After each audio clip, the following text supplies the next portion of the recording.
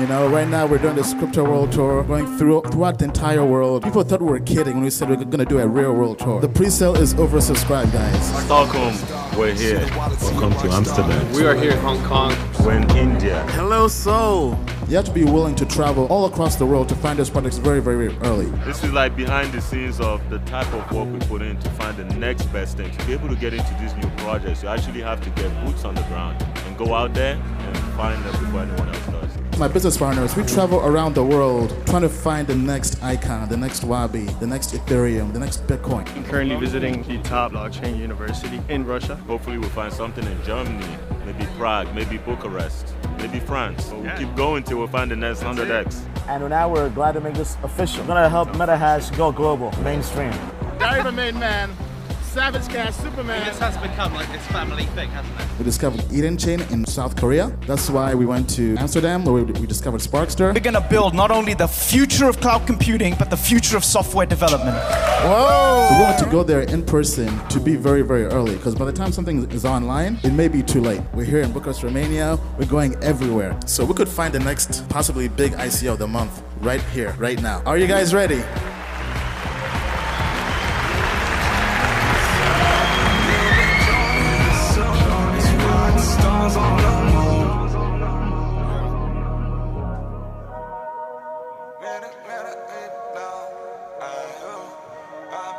Made up in my mind, it's believable.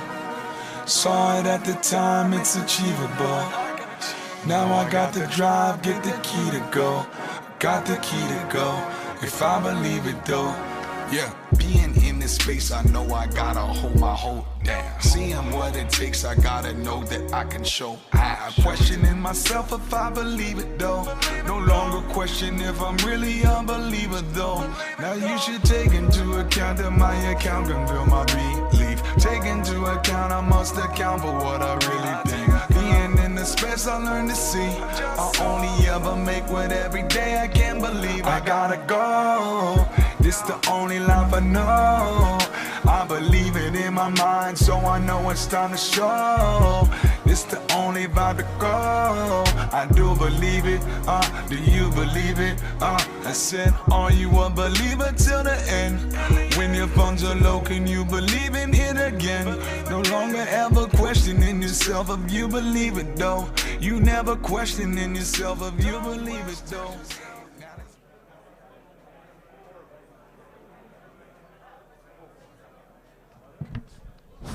Hey everyone, good evening. Thank you for being here. We have a full house today. I see a lot of familiar faces in the crowd. It's safe to say we managed to gather here a lot of promising ICO projects, a lot of industry leaders here in Israel, and some very successful post-ICO projects I advise you all to pay special attention to. Israel, and especially Tel Aviv, has established itself in recent years as one of the most influential cryptocurrency and blockchain hubs over the world. Israel also have the highest rates of ICOs projects and funds raised per capita. Actually, just the other day, I was at the blockchain summit where Yaniv Feldman from One Alpha shared some stats from the latest research saying that till these days, ICO project in Israel actually, raised $1.22 billion.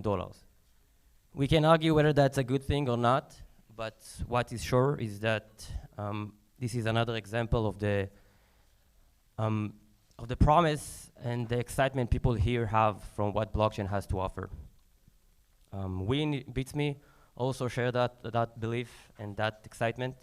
Therefore, we are always on the look for the next best project, helping our portfolio companies with their business models, token economics, strategy, and securing their investments using our experience and broad networks. Today of course, if you have something special and we don't know about it, feel free to approach one of us wearing the BITSME t-shirt and introduce yourself. Today we have the honor of hosting here in Israel one of the greatest ICO influencers over the world. Together with his team, they're going to talk about their experience, their vision, and their plans of building the next best ICO advisory firm called the 100X Advisors. We will also have a pitch contest with 5 promising ICOs and then panel discussion talking about ICO market states, trends, conflicts, and we will wrap it up with a session of AMA with Ian. So stick around, enjoy the show, network, and without further ado, I would like to invite to the stage Mr. To the Moon himself, Ian Balina.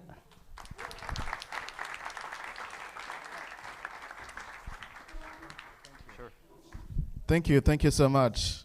Wow, I think the term is todo. Anyway, first of all, thank you guys so much for being here. I definitely respect this. You guys could be anywhere in the world. I mean, we're here in a bear market, and look at this, a full room here in Tel Aviv. So thank you guys so much for being here. Thank you. All right, so quick show of hands. Who has heard of me? Ian Balina. Okay. Now, who hasn't heard of me? Who's here for the first time, your first crypto or blockchain event? Okay, a few brand new people here. First of all, thank you so much for taking the time to make me your first person in this space for this event. So first of all, who is Ian Balina? To be honest, I'm just a regular guy who just had very, very big goals, big ambitions, and just said no, right? I worked 4 years at IBM prior to joining the whole crypto space and becoming a full-time cryptocurrency investor, working 4 years working as an IBM, working in IBM sales, 3 years as a sales engineer, 1 year as a sales executive, covering all of North America for the IBM brand, covering IBM Cloud, analytics, and that was my focus, analytics and data. And while I was doing that, I liked my job. It was an amazing job, but I always wanted financial freedom. I always wanted to take back control of my time, and I knew I couldn't do that working a 9-to-5 job. And I tried so many different angles, being an entrepreneur, being a freelancer, and then I discovered crypto, and I became a cryptocurrency investor. And as I was dabbling in this space, I realized that this space was very, very brand new. It was almost like gambling. And investing in projects was so tough because you didn't really have the data. Then after a while, I was like, you know what, there has to be a better way of investing. So I just took a week, gathered as many data points as possible, and tried to find patterns in the data. Because to me, data was my skill. So after doing that, I put everything into a spreadsheet, made it open source where the whole world could see everything I was doing. And this was really the birth of what I call tokenomics. So similar to the book or the movie Moneyball, using data and analytics to give you a better advantage when it comes to ICO investing. Now, the reason why so many people know me was I wasn't the first guy to do ICO data on a spreadsheet, but I was probably the first one who made it open source and transparent and tracked all his investments transparently where anybody in the world could see that. And then once I was able to become a millionaire from cryptocurrency investing in the system, that's kind of when the whole thing just kind of went viral, especially during December and January last year and this year, right? So anyway, that's a quick rundown on me, but I'm not here to discuss me really. I'm just here for you guys here, the community, and also my team, and just to discover what Tel Aviv is doing here in blockchain and crypto. So the whole purpose of the Crypto World Tour is to meet people face to face, because anybody can be online doing data on a spreadsheet. But I feel like when you travel the world and you meet the next big companies here in person, right? One of the big events now is the ICO pitch competition. So we have 5 ICOs here pitching. First of all, can we have them stand up, please? We have Koti in the house. All right. We have, don't be shy now. We have Buff, I believe. Buff in the house. Okay. We have Tuki. Is Tuki in the house? Raise your hands, please. What were the other? Paquette. Paquette over here. Okay. And last one. And Atomic over here. All right, high five. All right, so I think this is one of the best things of the event, right? Because now we can travel the world, and in a way, it's a traveling Shark Tank. Imagine you're an entrepreneur, you have an idea, but you lack the platform. Doesn't matter where you are in the world, we will travel to you and try to find you. We've done over 25 countries this year alone. Those 25 countries, flying there on our own money, trying to find the next possibly 100x investment, right? So we're willing to travel now because I feel like one of the big advantages now is as opposed to just doing homework or research online, you can travel in person, right? Crypto has really changed my life, and now giving me the financial freedom and the time to now travel in person and meet companies like you guys here, right? All right, with that being said, I would like to introduce my team. 100X Advisors. What does 100X Advisors do? We're a blockchain investment and consulting firm. We basically advise and invest in ICOs and leveraging token metrics, but more importantly, traveling in person and doing in-person homework and research, really getting to know the company prior to investing, right? Because now that I'm a full-time cryptocurrency investor, I have time, right? I don't have a boss at IBM or some other company telling me what to do. I have the freedom saying, hey, you know what? I like this company. I'm willing to travel halfway across the world to meet the team in person. Because one of the things I learned working at IBM in sales, we would travel halfway across the country for a 30-minute meeting. And in my first year in IBM, I didn't really get that. But after a while, when you realize the value of that in-person connection and just being there in person, that beats being on a phone call, on a video call, to a point that now I'm taking what I learned from IBM and doing that in person. So with that being said, let me bring up my team. We have managing partners, Diego Lara. We have managing partner, Ugo Nduguba. So I always get asked, hey Ian, we're an upcoming ICO, can we talk to you or pitch to you? Now, because I have so many things I'm doing now with the whole Diary of a Made Man brand with 100X Advisors, all the daily operations, all the initial screening of ICOs and projects for any kind of investment go through these guys. So if anybody there wants to pitch me anything, these guys have to first tell me it's good, just to kind of save time, right? So these guys are very, very influential, and I believe that teamwork makes the dream work. With that being said, we also have my ICO analyst, Sam Monarch here. And I believe in really investing in your team, right? Because nowadays, people see me traveling the world and say, Ian, how do you do research? Now I just invest in a team. I have my team over here. I have Sam over here. Sam's job is to just plug in ICOs into the spreadsheet and just analyze them. How many ICOs do you do a week, Sam? I go like 15 or 20 ICOs in a week. Yeah, so that gives us about, what, almost 80 ICOs a month, right? And that's in a bear market, right? So we have Sam and these guys really helping go through and try to distill and filter out all that noise. Then we also have Dan in the back over here, part of our content creation team. And then we have Justin over here in the back, who's currently helping with a live stream. So this entire event is live streamed right now on YouTube, on Twitter, Facebook Live, right? So all these guys here are the team. We're missing a few people here. We're missing, oh, sorry. We have Drew in the back as well.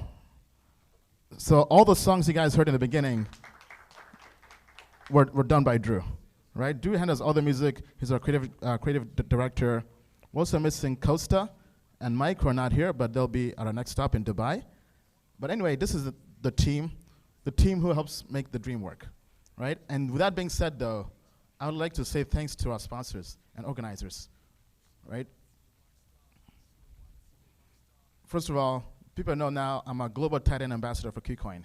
What does that mean? That means I help evaluate all-star projects and submit them to Kucoin, right? And they've been an incredible sponsor, incredible organizer, just helping us really do what we do worldwide on a global level.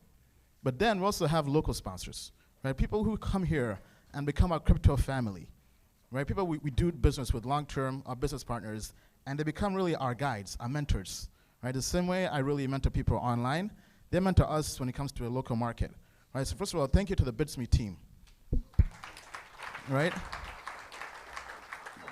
These guys are incredible. I mean, this is one of the best venues we've had here. Incredible, right? We have a nice artwork over here, good crowd, good seating, nice space. This is very, very nice, right? I'll give you guys a chance to make a quick statement. So could somebody please come up here? As you come up, also thank you to Fakoya as well. Is Fakoya in the house today? Okay, not yet. Okay, on the way. But first of all, these guys right here, crypto family in Tel Aviv. Thank you, man. Right? So thank you so much, for just making all this possible. Sure. You want to say a quick statement about what you guys do? Quick. What we do at BITSME is we act like a investment banking firm and accelerator. We meet projects in different stages, mostly in early stage. We help them figure out what they need to do and build a business model as they should. And we guide them through the entire process, getting them strategic partnerships and investments.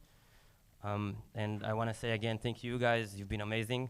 We've hosted a lot of guys here, not as nice and as warm as you guys. So enjoy. That's your stage. Thank you. L'chaim. All right, let's get to the next slide, please. All right, so up next is the panel discussion, right? So we have industry people here to discuss different topics around the ICO market, trends, and also conflicts happening right now, right? So on the panel, we have myself, we have Ugo, Diego, and we also have Agata from iCapital and iAngels, General Manager. Please come up here on stage. And iAngels is one of the premier blockchain platforms and also blockchain funds, iCapital, right? So actually, I'll just let you do a quick intro on yourself so I don't. Oh, thank you. Hi, everyone. Welcome. I am the general manager of iCapital. iCapital is a subsidiary of an older, more established company called iAngels. iAngels was founded 5 years ago to invest in Israeli startups and help investors from all over the world invest alongside a local investor and pick and choose their own investments. iCapital is basically doing the same, only in blockchain. We invest globally. We have investors, mostly accredited or only accredited investors actually all over the world that look to see what we invest in and invest alongside us. We also have an actively managed fund called Juno Capital, and yeah, that's what we do. Thank you. All right, thank you.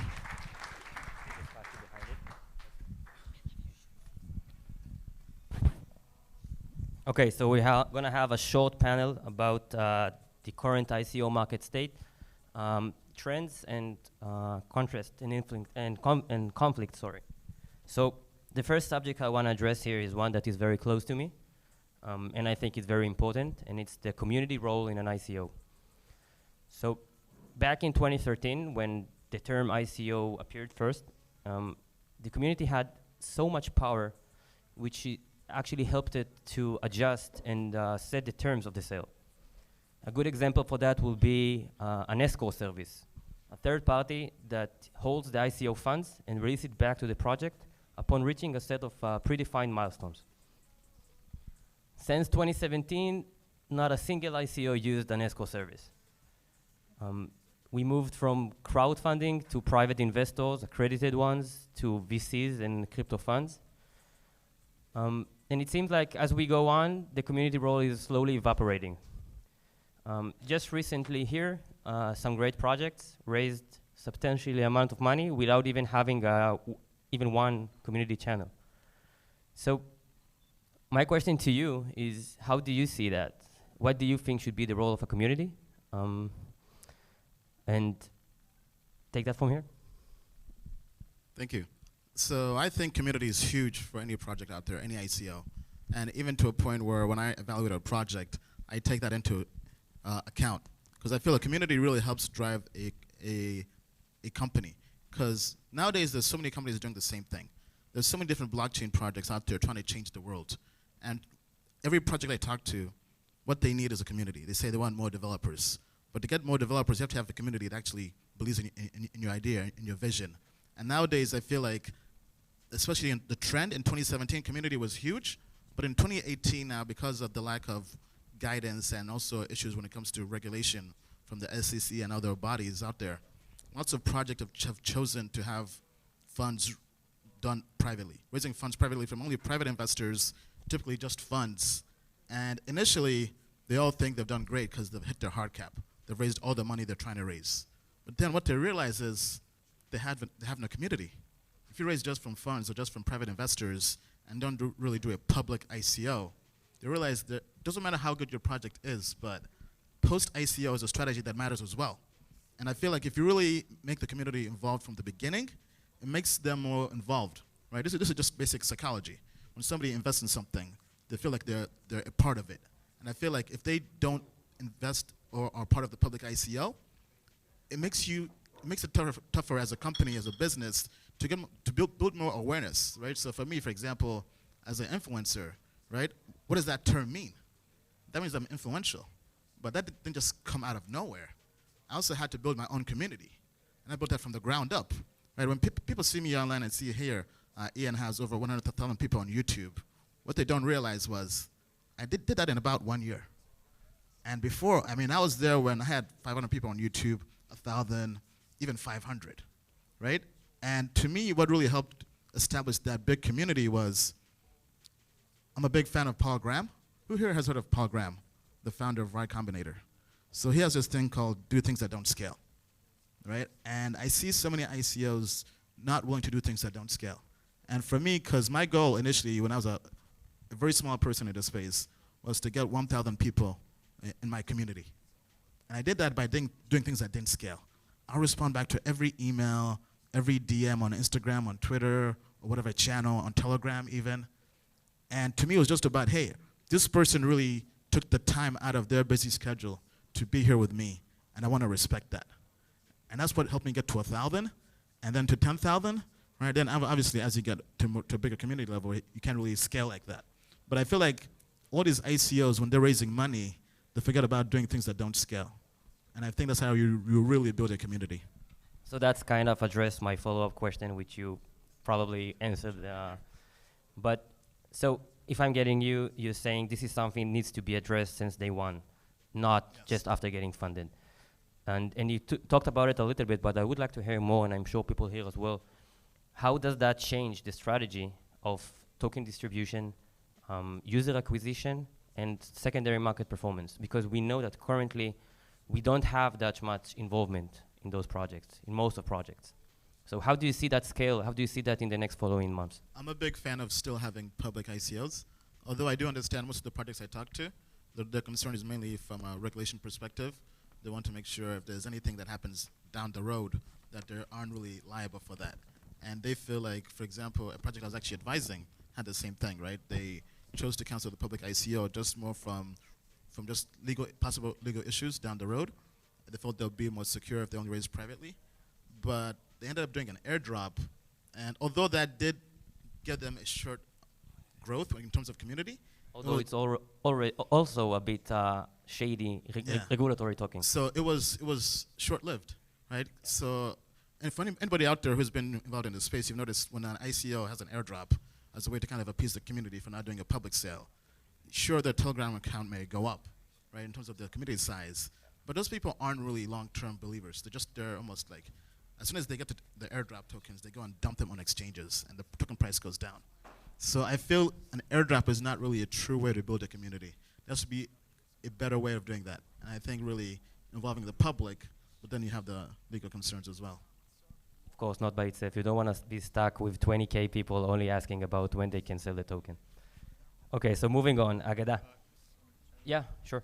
Yeah, I agree. I think community building is extremely, extremely important because at the end of the day, once you launch on exchanges, your community is pretty much built primarily out of retail investors, right? So we saw that the number of retail investors, the demand, has drastically dropped from an 850 billion market cap to where we're sitting around today, right? The retail investors have definitely lost interest in cryptocurrency, primarily volatility. A lot of them lost money. A lot of them jumped in back in December when the market was booming. So I think it's extremely important for ICOs to really put emphasis on building their community, right, on airdrops and other programs in order to really have a back-end support once they launch on exchanges. It's just healthy for the price. So definitely really important. Just a quick addition. I also think, for example, some exchanges that do voting to be able to get on the platform. Imagine your community trying to vote when they didn't invest in anything. They have no skin in the game. I've seen so many projects that did private investments that had over 50,000, and then on the voting, they maybe 1,000 people are just not as involved. I feel like when people have money on the line, even if it's 1 Ether or 0.5, I think they're definitely going to be active in promoting the project. And the whole point of decentralization is to get people involved. You want people to use the token in the ecosystem. If you don't involve your community, how are you going to be able to market them to be able to eventually invest? So yeah, I do agree it's regulation, but I think there needs to be a balance where eventually it can go back to public sale. Cool, fair enough. Well, Agada, most of us here knows Ian's system of picking a winner ICO. Can you tell us a little bit about what the criteria for a project in order to be presented on iCapital? First of all, it has to be on Ian's list. No, I'm kidding. It's a good boost, that's for sure. Sorry? It's a good boost. Yeah, it's a check, yeah.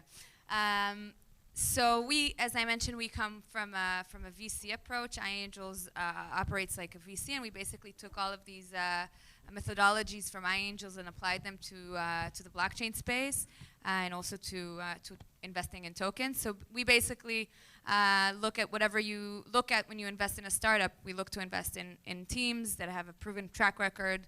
We want to see a product or an MVP at least. We want to see partnerships in place or other significant business leads, and on top of and a good market potential. But on top of that, we also look at obviously token economics and how the token value accrues over time, or accretes. How do you say? Accretes over time. We want to see that they really need to have the blockchain, because blockchain has been used as kind of a buzzword, especially in 2017 and early 2018, just to raise money for projects that could have been just a straight equity play that don't really need the blockchain to create their product. So that was key for us. We also back in 2017 looked at their community and at their channels and publications that they had, and how they get their Telegram chat, their Facebook, their whatever it was. I do agree that it's very important. I think that it kind of got confused with time, with massive Telegram chats with people following the project, but not really. They weren't the community that the company should have, or the project should have built. They weren't developers or long-term supporters, but just a lot of hype and pump and dump. So we looked at it at the beginning. It became less and less important with time. And today we focus, we kind of got back to our origins, and we focus more on equity. So we really need to see a real justification for a utility token to actually consider an investment in that. What about products? Is that a go, no-go? Or do you take any project with some kind of outline for the roadmap to be? Yeah, I think if I didn't mention that, I should have. Of course, we look to see a product in place, or at least some level of development of their technology. So an MVP, I think I mentioned, or if it's a token, then a testnet, or some level. We do a lot of tech DD, so some level of tech development should be in place. Okay, great. Moving on to the next subject. This one is for all of you. I recently read a great article by Gigi Levy, which is one of Israel's leading angel investor. He did a review on utility tokens, and he said pretty much that whenever you have a utility token, you will always be in conflict of interest, meaning that on the one hand, you have the token holders, which the project, the founders, want to get their product used. So to increase the velocity and the usage of the token, therefore appreciating its price. So what will they do is like lower fees, if any. But on the other hand, you have shareholders of that project looking to maximize their gains, having more revenues to withdraw back home. How do you see that conflict? Is that something you look when you're checking for a project to go in? In terms of equity versus token investors? In case when you have both equity plays and token plays at the same company. Yeah, I think it's definitely something that does have possible conflict of interest. But me, as somebody who mainly invests in tokens, I side more with token investors. Because I feel like if you're an equity company and you choose to do what's known as a reverse ICO and have an ICO and give out tokens for your product, then I feel you really have a vested interest to make sure the community is happy. right? I mean, sure, some people say, hey, you know what, they aren't legally binding when they give out this token, but I feel like that's even worse, right? So why, okay, I understand as an entrepreneur, sure, you're raising money without giving away equity, so it's like a win-win, but I feel like if you don't really listen to your community, then you basically just give them a shitcoin, right? Because why give them a token if you aren't going to really care what they say? I mean, sure, you have equity investors, but I mean, having multiple stakeholders and being able to manage both of them is what a good CEO does, right? So I feel like if you just raise money just to raise money without having any intentions to really cater to your token investors by just saying, hey, you know what, they don't own equity, I'll only cater to the equity investors, that's basically doing them a disservice, and that will make sure your token doesn't really grow. Because nobody's going to back a token they don't like, where you just diss their community as a whole. I'm afraid of the opposite. You have a platform which is amazing, everybody use it, then comes one of the giants who are trying to disrupt this industry and offers to buy you. And your investors, which were there for you first, even before token holders, are pressuring you to sell. So I'm with you on that side. I'm looking for tokens right now, but I think there is high pressure on good entrepreneurs that actually succeeded. To sell, I mean, I don't think that'll be bad news. I mean, imagine if, God forbid, imagine if Ethereum got bought by Google. I don't think anybody would be pissed. I mean, will you use Ether after that? There would be definitely concerns about decentralization, but I don't think that would affect the token price. If anything, but I'm afraid it will take the token out of the equation. Or just like shutting down the company. Not shut down, but continue operating on the blockchain without a token, eliminating it. I mean, I don't think we have any historical data to kind of, I guess, go off that point. But from the other big names that have gotten involved, for example, when IBM partnered with Stellar and they pulled a 25x in a month or 2 months, right? Or even other big partnerships, right? Even the IOTA, which ended up being a fake partnership with Microsoft. That did pretty well for the project short term at the point, right? So I think having a big name involved in this space, in a way, has been what many people have been waiting for to make this space even more legit, to kind of really take it more mainstream. People are waiting for when Facebook gets into blockchain and makes their own token, right? So I don't think I can really say it's good or bad per se based off of that question. Well, you mentioned infrastructures, which I totally agree. Why should IBM do something to disrupt Stellar? Maybe that's a concern utility tokens have. Agada, you want to pitch in? Yes, I agree. I agree there is a concern of conflict of interest. I think maybe we can take one step back and look at like the origin or what it was supposed to be, the utility tokens, and mostly on the infrastructure layer. It was supposed to represent units units in a decentralized network that can operate without a central company controlling it, right? So it should, if developed, or a protocol that has a token should be able to operate without a company running it. And it's supposed to be decentralized, and it's supposed to be managed by the community, and so on and so forth. And in that case, there really isn't a concern if there is equity somewhere, because it operates completely separate from any equity play that exists, because the equity holders don't control what happens to the network. However, because that's decentralized again and so on. However, we see a lot of projects today that keep centralized control over the product and the network and the token. And also have equity. And in that case, obviously, they have an incentive to grow the equity value and maybe do an M&A or sell or IPO, then take care of the token holders. So for us, I mentioned before, we look at equity deals as well. And if a company comes to us and we see that there is more equity value to be created, we would probably invest in the equity of that company. Okay, cool. Let me rephrase that. My take on that is that if you can, you should, and you're doing a utility token, you should only search for investment in return for tokens. Now, I know the market is in a very difficult point right now, and it's not something that easy. What I would advise is maybe setting a mechanism. You may call it an option, saying that you can convert those shares into tokens when a certain criteria is met.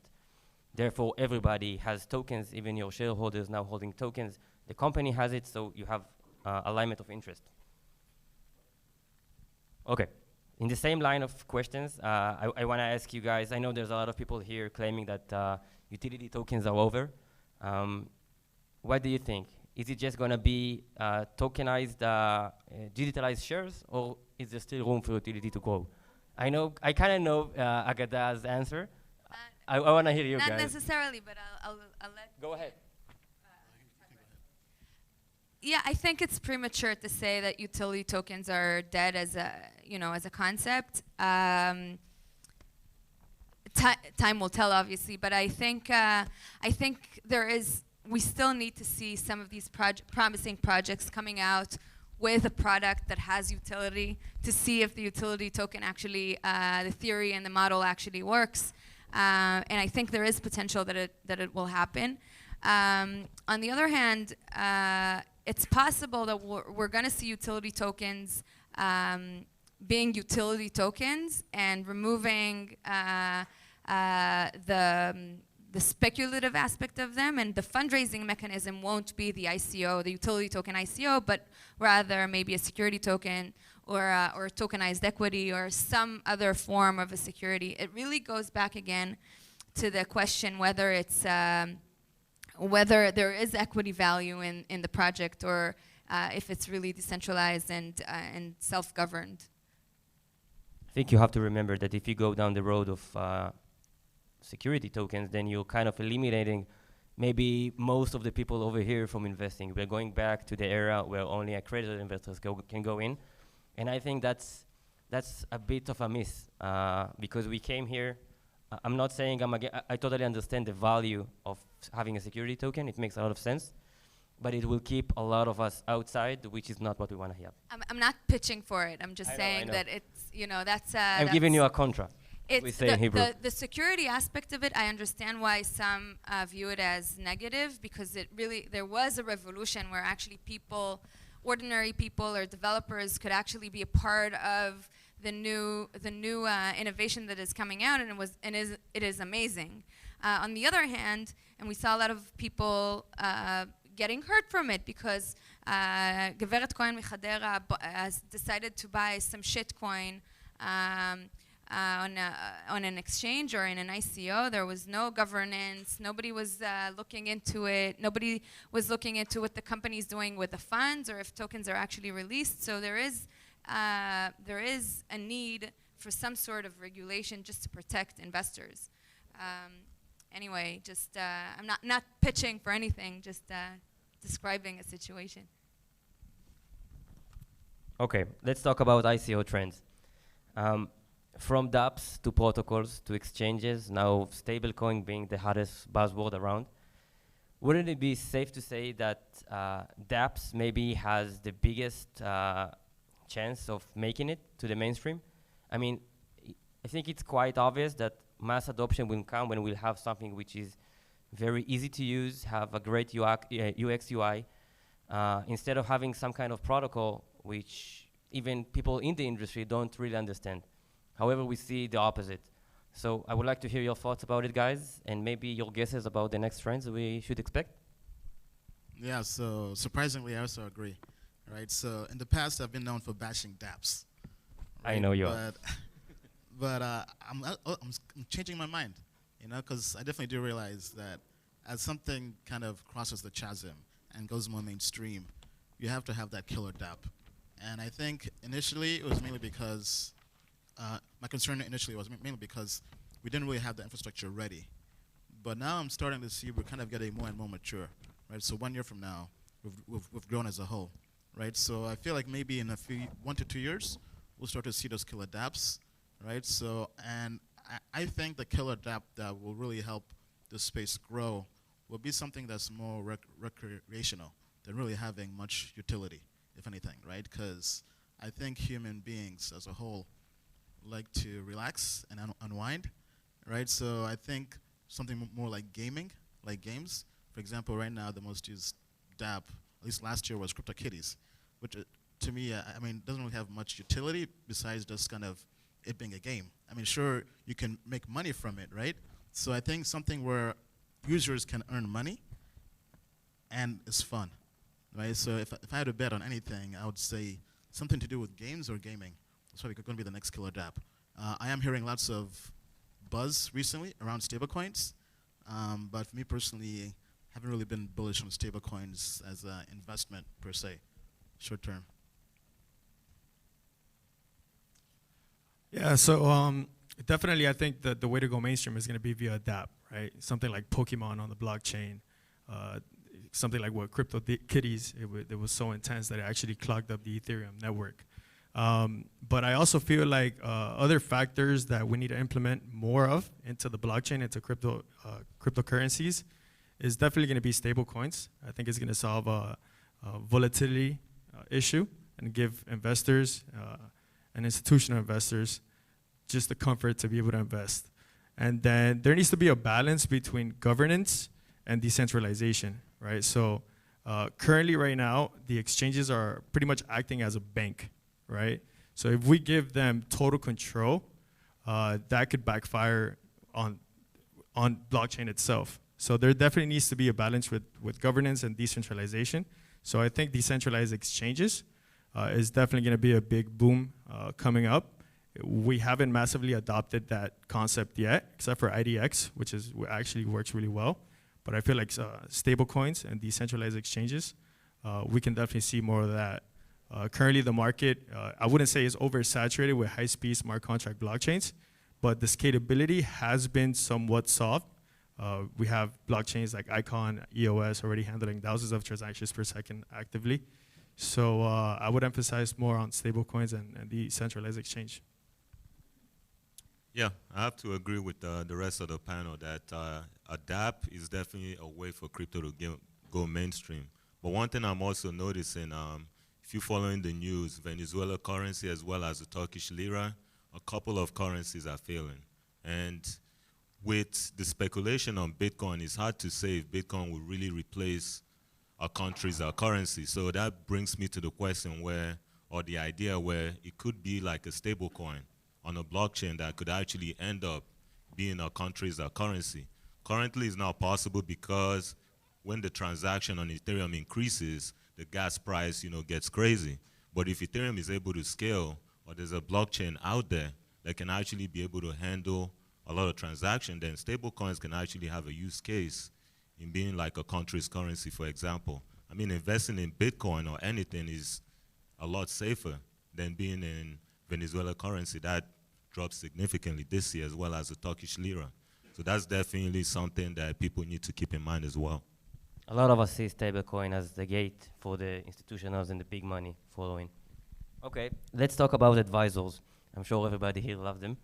I want to ask you guys, you're just establishing your advisory firm. What would you say makes a good advisor? What should be his involvement in the daily operation? How would you recommend projects here and everywhere else to pick one? And what kind of compensation you think they should offer to them? Vesting, lockups, any kind of restrictions, everything come to mind. Yeah, very, very good question. So I would say in terms of advisors, look for an advisor who's really with the company, right? He's not there just for the money. He's there to really help his company grow and achieve its fullest potential, right? So for example, with us, with 100X Advisors, we don't do any advising until we invest. And I feel like there's really a conflict of interest, right? If somebody's advising something or a project but hasn't invested, he doesn't really have skin in the game, right? So for us, before even advising a project, we look to first make sure this is something we would invest in regardless, right? Something we like. Once we do that, then for us it's just natural to want to advise them, right? So, and I feel if a project's trying to get an advisor on board in terms of lockup, investing and all that, and compensation, it definitely varies across the industry, right? I know me personally, I've always been very transparent when I was advising initially as just one person, right? I'd ask for 1 to 2% of total tokens because that's what my other friends who were in the industry advising would get, right? Then I feel like it also depends what kind of services you are asking for the advisor. is this going to be a pivotal advisor, or is this one of many, right? And then is this advisor or this company going to be able to kind of manage everything in-house, or do you have to bring in other multiple advisors, right? So for us, for example, with 100x advisors, our goal with the project is to be able to handle everything in-house, right? So it's supposed to a project going out there and getting 5 advisors, right? We have a full-time team of up to 8 people who can work with the company every day, every week, in person, travel with them to conferences, to events, host events for them, right? Anything they want to contact this exchange, this company for partnership, we have that contact, right? So for us, we kind of want to make sure that they're focused on building the product and trying to grow, and we kind of handle business development. No photo advisors then? Huh? Not just photo advisors, right, on the side? No. And okay. then anybody else wanted to chime in? So 100x advisors, basically the past like 9 months, we've been to about 25 countries. And everywhere we go, we travel with a purpose, apart from just the conference. The ideology behind our travels is to really expand our global network with multiple service providers and third-party companies, right? And really building that bond, that face-to-face. So depending on the reach and the breach of each advisory firm, it's the success that you're gonna receive as a company, right? So the more network that you execute on a global scale, the more services that advisory firm is gonna bring to you.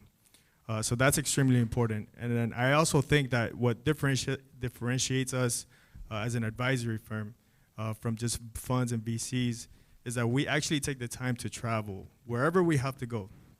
So for example, Russia. We went to Russia, we were in Russia for about a month. We met with the MetaHash team, and we really got to know them on a very, very personal level. And when I mean personal level, I mean the programming that they had, the programming that the founders have, the team members have, right? So previous ventures that they've been involved in, what is their success rate? Have they exited successfully? Are they really programmed to achieve success, right? It's all mental. So we really study their behavior and how they're programmed, and that really gives us the confidence to match with them and put both of our energy together to achieve success. So I think that personal interaction is really, really, really important when it comes to advising and signing that contract. Just a quick insight. On the lockups, I definitely think it's good to have some lockup, maybe 1 to 2 years, and have some released, within 3 months or something, because it's good to have advisors that are there for the long term as well, that really believe in the project, opposed to someone that just wants to advise and just cash out when the ICO hits. So you definitely want involved advisors, and the way to do that is to have some kind of lockup in place. Right. Okay, last one. All of you guys are getting pitched like 24/7. What tip can you give entrepreneurs presenting their projects to you, and what do you think their focus should be in the presentation? About the ones here, or just all over the world? Generally speaking. I mean, how bad do you want it, right? And I'll as give blunt you as you can. I'll give you a perfect example. Spatium ICO, a project we've been doing homework on them since January, right? Basically 9 months, almost over 9 months. We still haven't invested, but we're still in communication with them. But how did that start? It began in person, right? So if the Spatium guys are watching this, actually they'll be on my show soon. They're based all over. They're in I think Kazakhstan and Ukraine and other parts of the world. But they got on a plane, came to my event in South Korea, Seoul, came in person, met me just like this, pitched me. I said, okay, the idea sounds good. First of all, he came early. He came with his daughter, also in the company, about 2 hours early, right? So he got me when the room was empty, sat down, pitched me, pulled out his computer. Since I had time, I said, okay, cool. Then I was like, you know what, let's talk later. Then he didn't really bother me. Probably like a month into it, we're just talking via email, whatever. Then out of nowhere, I was on my Crypto World Tour in Spain. Guess who I see? That same guy I saw in Seoul, South Korea. They're in the audience. And this time, I recognized him. And guess what? The next day, I made sure I made time for him. He got a 1-hour meeting with me for lunch. Why did I do that? I still wasn't bullish in the company yet at that stage. But if he was willing to get on a plane from Kazakhstan to Spain just to see me again, I was willing to give him the time to talk to him. Persistency. Right? Persistency, but in a respectful way, right? Like Sparkster, for example. Yeah.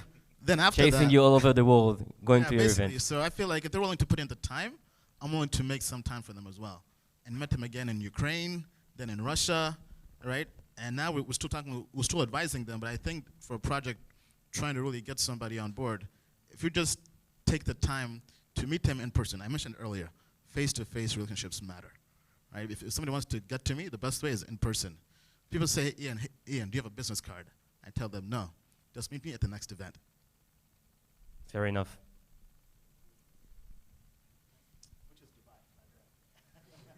We can't go there, so next time. My tip for a startup or a company pitching is, have a convincing case. Know what your market is.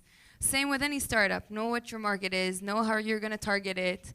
Have a plan in place, and make sure that you can convince your investor that they can actually make money off of it, whether it's a token or equity or whatever it is. So as a managing partner at 100X Advisors, I get pitched that very oftenly. And obviously some of the key factors that we look for is for the company to have a prototype, for them to have an all-star team, meaning 2 years past experience at a publicly traded company, or 2 years at a 100 coin market cap company, right? So these are kind of like the standards. But I feel like where a lot of these companies fail is their mainnet date, their mainnet release date. Some of these companies are actually raising funds way too early, and they don't have enough technological development in hand, right? So for example, as an investor, you're always gonna see it as an investment as well. And when a company has a mainnet that's 6 months away to a year away, what's really gonna maintain your token value above ICO price for 6 months to a year? It's very difficult. You literally have to have partnership announcements like bi-weekly, right? So just be ready. Have a almost completed project, or like MetaHash, they had a mainnet launch once we decided to work with them, right? So I think don't get ahead of yourself. Take care of the technological development first, and then once you have an almost working product or a working product, the sky's the limit.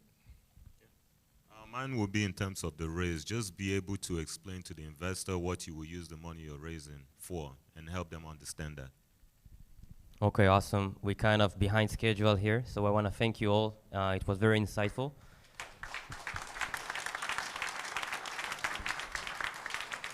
And next, we have our ICO pitch competition. Yes, we do. All right, so let's have the panelists stay here, actually, to be the judges. Agata? Maybe should they sit in the crowd okay, or in the side? Okay. Yeah, actually, maybe we can have you. Yeah, let's go here on the side. So first up is Cody. So just to explain the rules, we have 3 rounds. The first round is a 2-minute verbal pitch. No PowerPoint, no presentation, just talking about the idea to the whole audience. Then, so each of the 5 ICOs gets 2 minutes to pitch here on stage, the idea to the audience here, but also to the whole world. So the whole world is watching. Then we'll take the top 2 ICOs from those 5 ICOs. They'll go to the next round, and they will have 5 minutes to pitch. This time, the panel of judges can ask questions. Then the winning ICO will be voted on by the judges, and they'll get 10 minutes to pitch, and they can share a visual presentation if they have anything, a video, a website, a PowerPoint deck. And then after that, we'll go to the AMA portion with the panels and also the winning ICO. All right. Is the first ICO ready? Cody. Okay, and then hold on. Let's get Sam to open up the timer. Okay, let's take a 1-minute break. Some people are going to the restroom real quick. And Starting off with the break now? yes, yeah.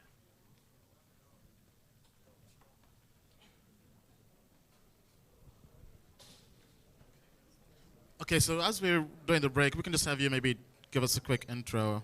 Actually, no, sorry, we'll wait. Let's not rush it. Hey, good to have you on stage. Good to be here. What's your name? Shachaf. Shaf? Shachaf, yeah. Shaf. Yeah, it's a beautiful name in Hebrew, like impossible. Glad to have you here. Did you guys make a change in your ICO? Because I think you guys were raising early in the year.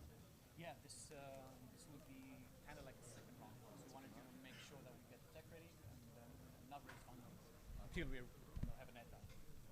Now we're raising funds to get adoption. Yeah, because I was like, I've heard this company before early in the year. Yeah, we've been around for like 2 years now working. And you're based here in Tel-Aviv? We're based in this building. Oh, this building, okay. Yeah. It's meant to be. Yeah. Awesome. Are you the one who worked at HP or IBM? We have our CTO was head of research for IBM actually. Yeah, master inventor, 14 patents around AI machine. He sold his company to IBM to actually work there.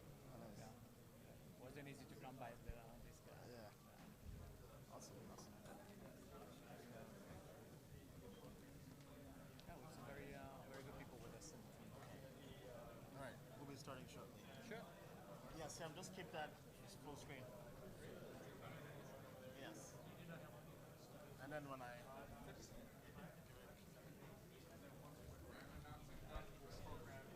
no, I'll do it. Okay, do you want me to go back and tell you the order? No, I have to. But then, do you know the next one? No, it's fine. It's fine, Sam. Yeah, I'm gonna.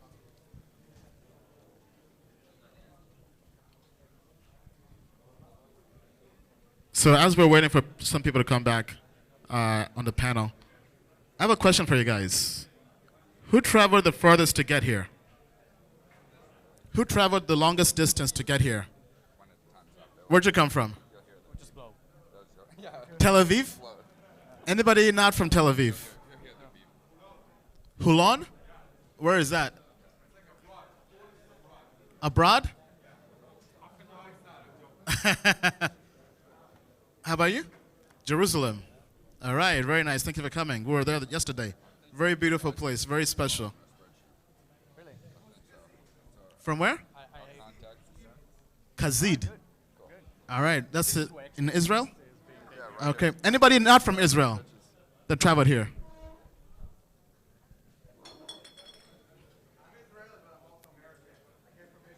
You came from Michigan. You oh, can very invest. nice, very nice. Now, are you a Spartan or a Wolverine? Wolverine, all right, all right. Oh, Penn State or MSU? Okay, all right. Okay, anybody else from America?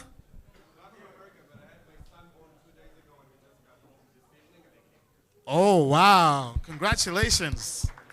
Oh, man.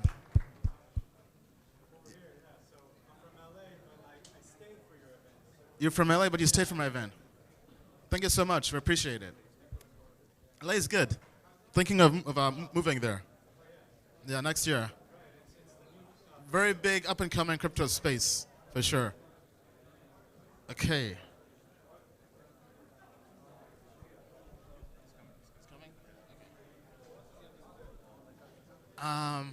Oh, she left? Okay, all right.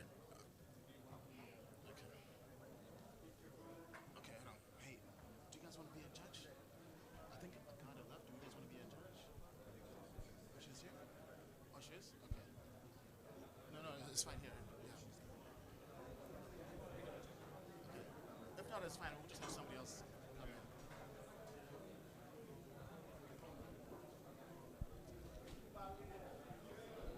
All right, all right.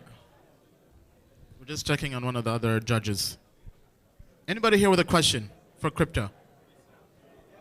Sam? What's your question? All right. I've seen a little bit of some analysis where in the past, for example, 65% of the tokens should be sold. So about tokenomics, I've seen a lot of models in the past where it's like 65 or 75% should be sold, for example. And then in that case, that means the company should really raise a large amount of money. Now, because it's not usually on DICO, where the funds are being flowed slowly, a company already has all the money from the, so it's a little bit of a problem, right? So another model is, if we're not doing DICOs, right, another model is to raise to sell only a smaller amount of tokens, but a very small hard cap. Like, for example, CoTrader is doing a 1 million hard cap, and then using tokens to acquire users. So that has a problem because people say, well, you're going to hold all these tokens later. But then you can put them on some kind of DAO and then give them only for bounties of where people are using the product and so on. What do you think of this kind of thing because of that problem with the 65%? And it's kind of like this all or nothing event where you're just starting out and yet you have to sell 65% of the tokens, maybe in a bear market, burn them all, now you don't have enough tokens to acquire a thing. And why raise all that much money? Because you don't even have a product yet. In our case, we do. We're on mainnet before our ICO. By the way, it's blockchain investment funds. We're live on mainnet before Melonport, actually, and we use Kyber. But yeah, that's my question. Yeah, it's a very good question. So the question is basically about token supply, right? And to me, I think it does matter. I'm more in the other camp. I think having your community own the majority of the token supply and the percentage is much better for the community as a whole than having the team keep the largest amount of tokens, right? A DAO, I mean, DAOs haven't really taken off per se, right? I mean, we've had lots of ICOs try to do DAOs. I mean, wasn't there a DAO stack? I think they're down like 95% from ICO price.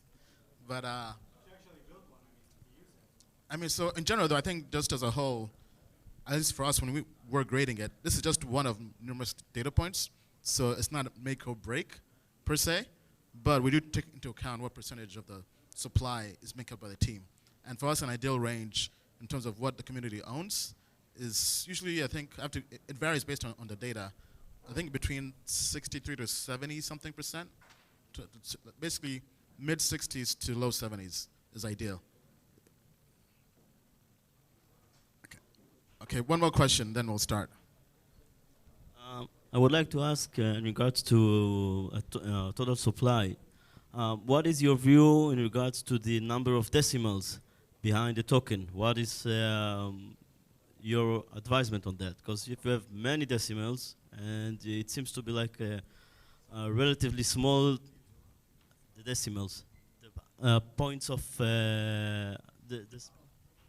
small points of recurrency. So basically, token price. I look at, for us, we look at token price from a dollar perspective, right?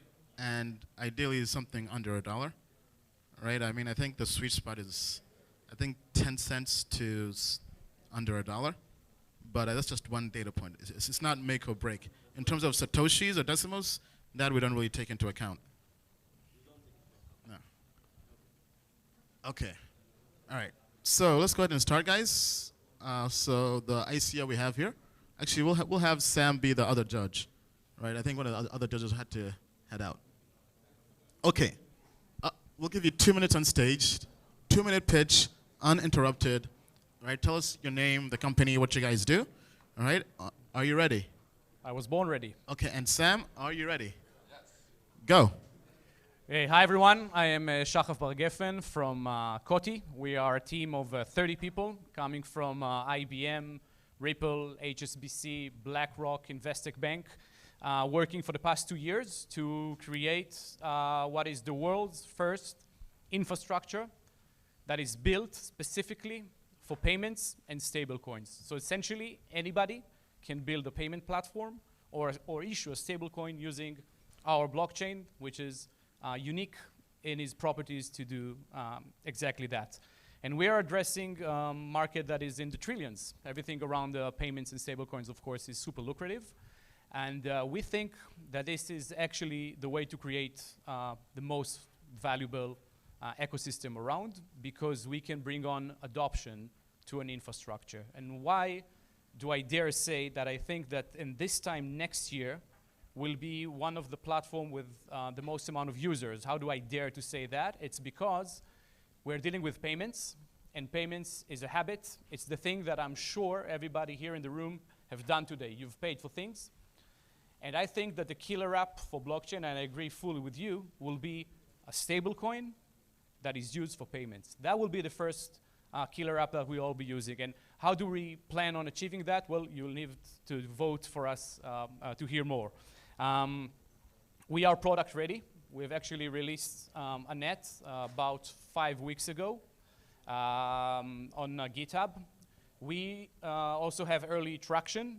We're working with top enterprises to actually build economies for them, to issue coins for them. We're also working with payment apps and stable coins that want to change the infrastructure that they're using today to actually use what we have. We have a great community following us, and I ask you to look at our website at koti.io. Thank you. All right, thank you.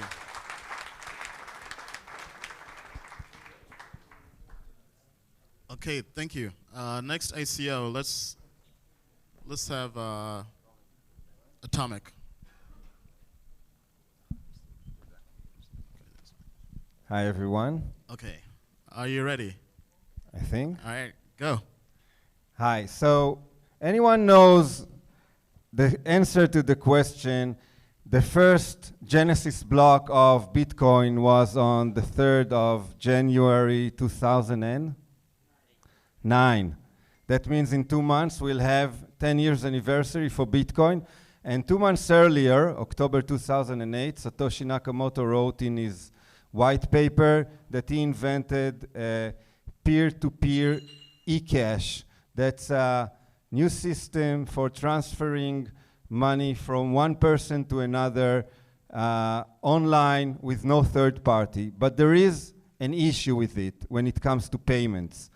And let me give you an example. And imagine that you have a jewelry shop and a nice young guy comes and he wants to buy a wedding gold ring for his nice girlfriend. They want to get married.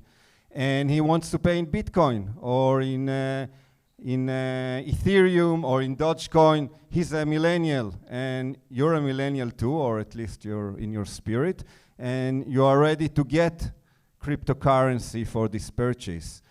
Now, the question is, how long will you make this poor guy just stand until you have enough confirmations in your e-wallet?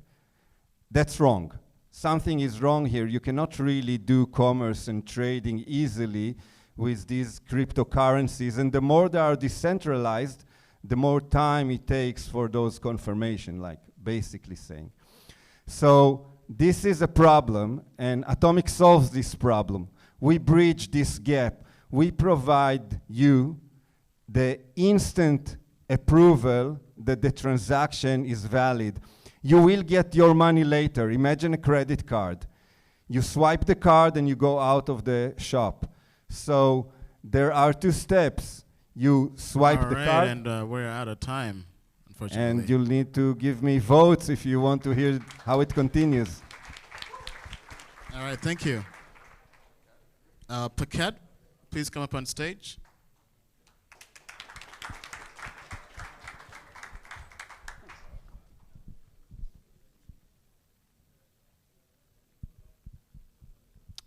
I'm Oren from Packet. Packet creates a decentralized, free, global parcel delivery network. Just like Bitcoin took several unassociated and unconnected and untrusting nodes and parties and created a single network that allows the transfer of value and funds all around the world. We're taking the same technologies and we're connecting unassociated, untrusting parties to create one single free to participate global network of parcel deliveries. So if I want to send a package to Ian in, let's say, Washington, I can do it and make sure that today, if I'll try to do it, DHL will do it for me, right? DHL's biggest problem is not the 9,500 kilometers that it has to travel all the way to Washington. DHL's problems and FedEx problem is what's called the last mile problem, is getting the parcel actually to Ian's doorstep, is to travel around the city with a truck. That's what's called the last mile problem. It's very, very hard for these companies. The last mile problem is solved very easily by local solutions. So everybody knows the local solution here in Tel Aviv, and there's probably people on bicycles in Washington that can deliver packages. But all these great local solutions are not connected together. So I don't know, if I want to send a package to Moscow, I don't know who delivers the package, who's the best guy to do it in Moscow, so I'm using DHL. What packets create is a global network that large companies like DHL and FedEx can join, and also medium-sized logistic companies, as well as local community solutions like local delivery guys with just a couple of bicycles in Manhattan or motorcycles in Tel Aviv, connect all of them together to a single network. So now when I'm sending my package to Moscow, someone with a motorcycle will take it from here all the way to the Ben Gurion airport. From there, maybe DHL with a great price will deliver it to Moscow. All right, all right. The rest of it Thank you. Okay, thank you.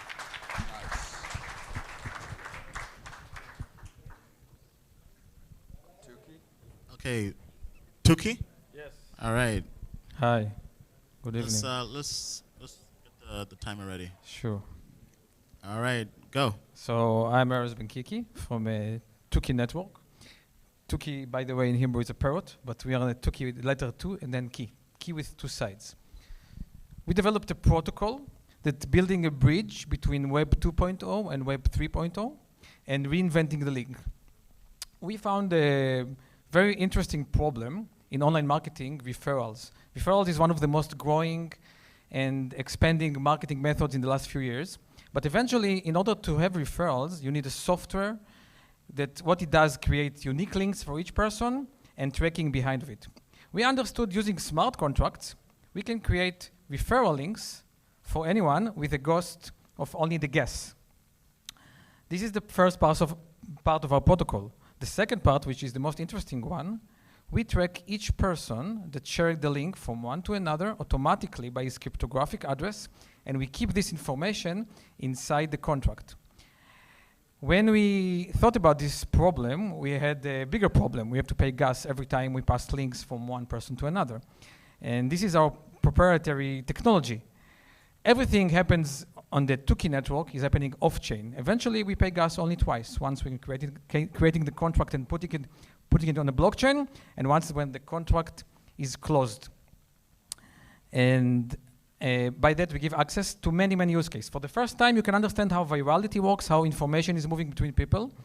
For example, let's say you want to sell your car. You can come to the Tuki platform later on, create a contract for your car. Say, this is my car, Mazda 2015 green. I want $15,000 for it. I'm willing to pay $1,000 as a referral fee. Eventually, using Tuki tokens, this will be a referral reward in the contract. And you will receive a link. And it's not just a link that has information in it. It also has value and tracking capabilities. So now you can share the link between people. People can share it from one to another. And once we have a conversion, once we found a person. And we're out of time, unfortunately. There is the gas Thank pedal. you. Thank you very much. All right. Buff, please come up on stage. Thank you. Hey, what's up? Hey, what's up? Hi. Hello, hello. Okay. Go. Hey, Buff is a loyalty program. That's simple. It's a loyalty program, blockchain-based for gamers. What are you playing? Are you playing Fortnite? You're playing League of Legends? Anyone else here? Playing games? Anyone? There's only 2 billion people in the world. Far Cry, wow. You just told me how old you are, but that's good. Gaming is the fastest growing form of entertainment. You guys go to the movies, gaming is triple the size of movies. It's double the size of music. It's a $137 billion industry with 2 billion gamers. Like every 5th person plays games. Our product is simple as sliced bread. We reward gamers simply for the time they spend playing. They accumulate Buff coins in the background, blockchain-based, and then they can use it to buy stuff, in-game skins and in-game products, or they can migrate to other games. We're like an umbrella. We're the Star Alliance. I wish we were Star Wars, but we're like the Star Alliance loyalty program for gamers. Okay? You guys, I'm sure, travel a lot in the world. You have a loyalty program. You get mileage, you know the mileage economy. You get mileage when you fly. It's the same thing. You spend hours and hours playing your favorite games. In the background, you get rewarded with tokens. Simple as that. I don't want to get into technology because you know technology. We're talking about value for a $2 billion gamer economy. We're giving them value, and I think that that's our biggest upside. Gamers. Why we did that? Because we're gamers. My son is 12 years old. He spends 3 hours every day gaming, 3 hours. Okay, he does his homework. All right, and we're out of time. Thank you.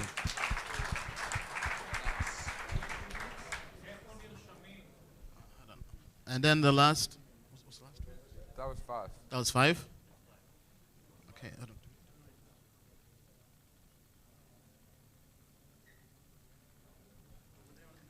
Cody, Atomic.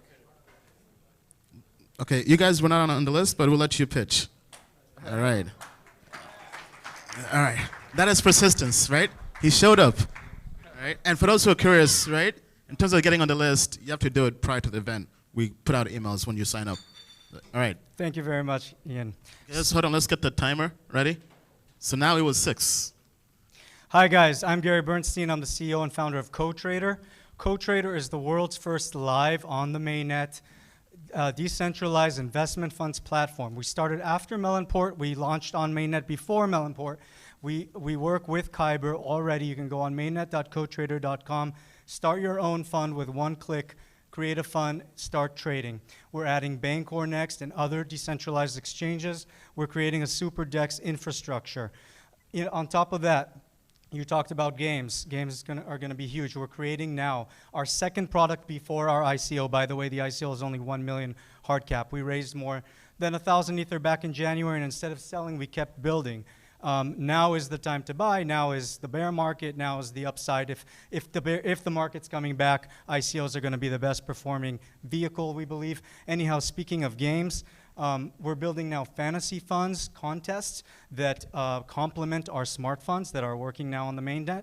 The fantasy fund contests will be where everyone puts in 0.01 Ether or whatever to play, and then whoever chooses the best fantasy fund takes the pot, and then observers can also create teams and so on.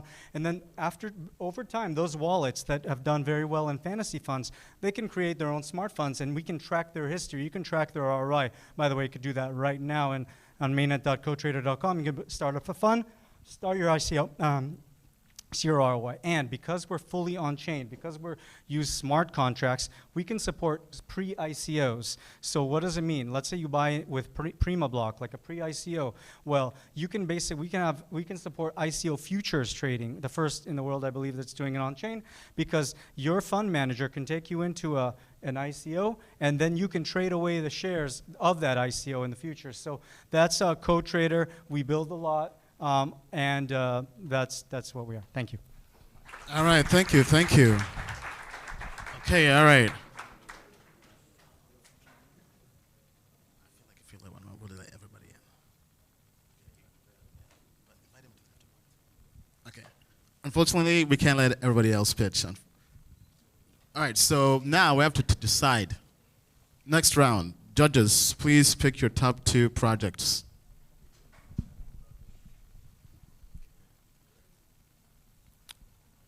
The first one would be Koti. I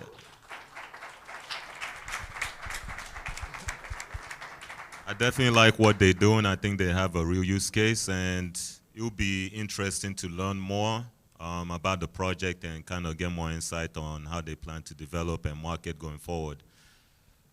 The next one I would like to hear more is Paquette, I would say. Partly because I have a lot of questions on that one, and I want to know how they actually plan to tackle that problem. All right, guys, so first of all, I would like to congratulate everyone that pitched. I know that this is your hard-earned work, right? And you put a lot of energy into this project. So congratulations for your success thus far. And regardless of the decision, I wish you guys the very best. I'm going to have to go with Koti as well. I think this is a necessary platform. It has a real use case, and definitely excited to learn more about it. And then I actually did my research on these projects prior to coming here. So the next project, I'm going to base my decision based off of hard cap, right? So I'm going to go with Paquette as well. I'm interested to learning more. I think the hard cap is right on point. So yeah, those are my reasons. All right. So far, Cody and Paquette. So, like Diego said, I think all projects here did very well. I would have to go with Atomic and Paquette as well. I think both of them have a real use case. I know that they've been working on the product for like a year, and we see some great progress, so that's my vote. That is 3 for Paquette. So Paquette has already made it to the next round. Congratulations. And then we had one more vote. And, I think let's make this a community vote. So here as the audience, let's have you guys vote, get you guys into this, right? So who wants Cody to go to the next round? Okay. Paquette? Okay, that was kind of even. Buff? Not so much. Tuki? Okay, all right. That was, I think Tuki got the most votes, but that's only one vote. Let's see here. Co-trader? Oh, I forgot. Sorry. Atomic? Yeah, Atomic. We had 2 for Cody. Cody has 2. Atomic had 1. Okay, so between Cody and Atomic. Atomic, show of hands. Cody? All right. Cody, to the next round. All right, thank you. Hey, guys, thank you all for being here.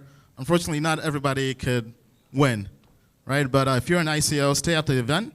I want to give you a special invite. All right? Okay, now, next round, round 2, 5 minutes. Now the judges can ask questions as you're talking, right? So let's start with Cody again.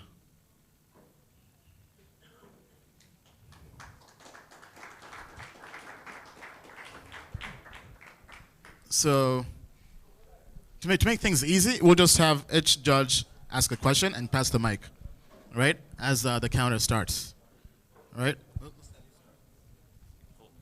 So I know you guys, yeah.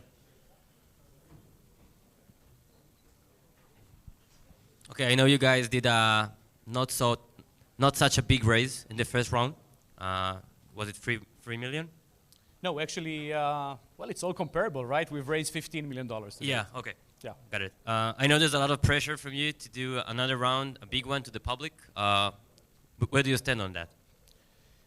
Actually, our first round was completely unique to any fundraising rounds that we've seen to date. We haven't pitched or tried to raise any money from the funds. Actually, the first thing that we did was raise funds from our community. We had a great community. We have people that manage our community here. We're doing it in-house. And kind of like the first money we got in was from our community. We raised $3 million, like you said, and that was the first money. Then we raised funds from our future clients. So actually enterprises and merchants that wanted to work with us in the future have invested early. And then we raised funds from DAG experts because we are built on Graph, and we raised funds from people, I don't want to brag with names, but people that manage one of the, or few of the top projects, DAG that wanted access to our R&D team. So this is actually how we raise funds. The next round of funding that we'll do will be actually from top funds and backers, because the next stage, of course, is adoption. Thank you. Yeah. Can you describe the bonus structure on the different rounds? It's the last round, is there going to be a significant difference from early investors and people that are going to invest now? Actually, in terms of bonus, the bonus is not going to be that different. The average bonus on the first funding was about 30%. Largest was probably 50%, or maybe a bit more than that, but on a small funding. And it's not going to be that different. The difference is actually going to be the token price. We think this is a better metric. And the difference between early and late round of funding was actually the fact that we've launched a net. We made that happen, and we've signed in some major contracts. So.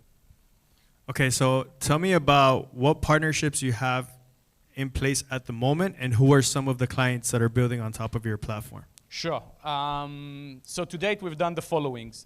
We have signed in processing.com, one of the largest processors in the world, and coming from the US, working with high-risk merchants. This is exactly our clientele, and we've signed them in exclusively. We've signed in a terminal system, point-of-sale devices with 250,000 point of sale in the US and Korea. We are powering up their terminals. We've signed in a product that everybody here knows, but I can't give the name, that have a payment app that have raised more than $100 million coming from Israel.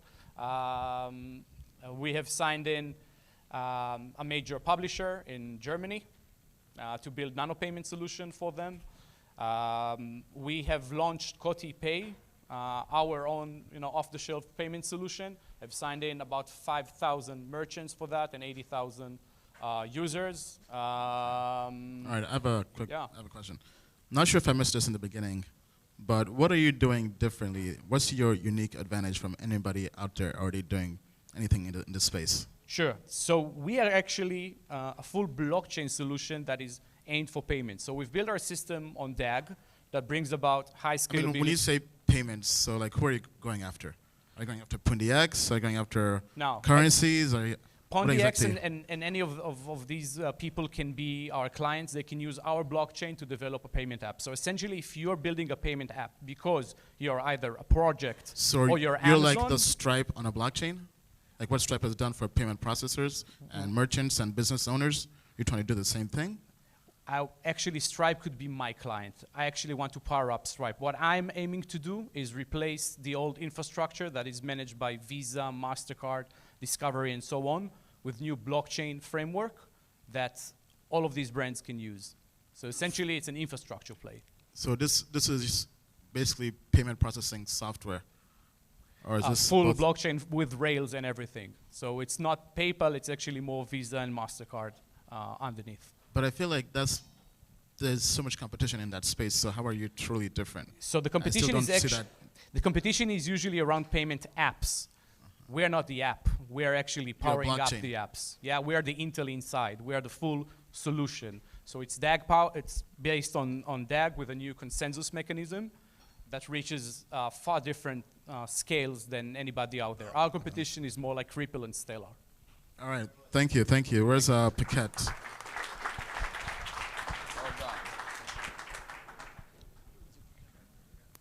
Paquette? Okay.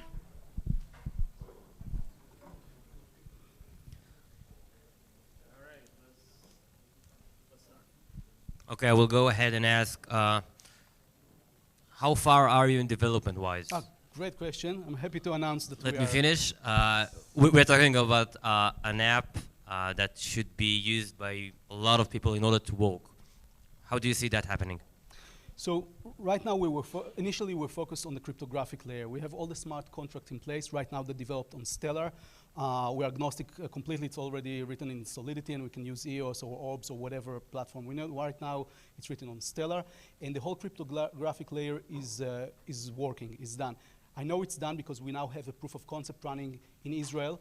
We're shipping actual parcels during the month of October, about 100 parcels actually going around Israel, traveling from point to point. All of the information is gathered in our system, and all the smart contracts are actual Stellar contracts.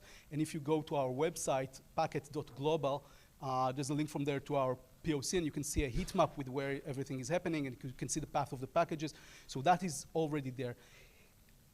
This is very important for us to prove the capabilities of the project.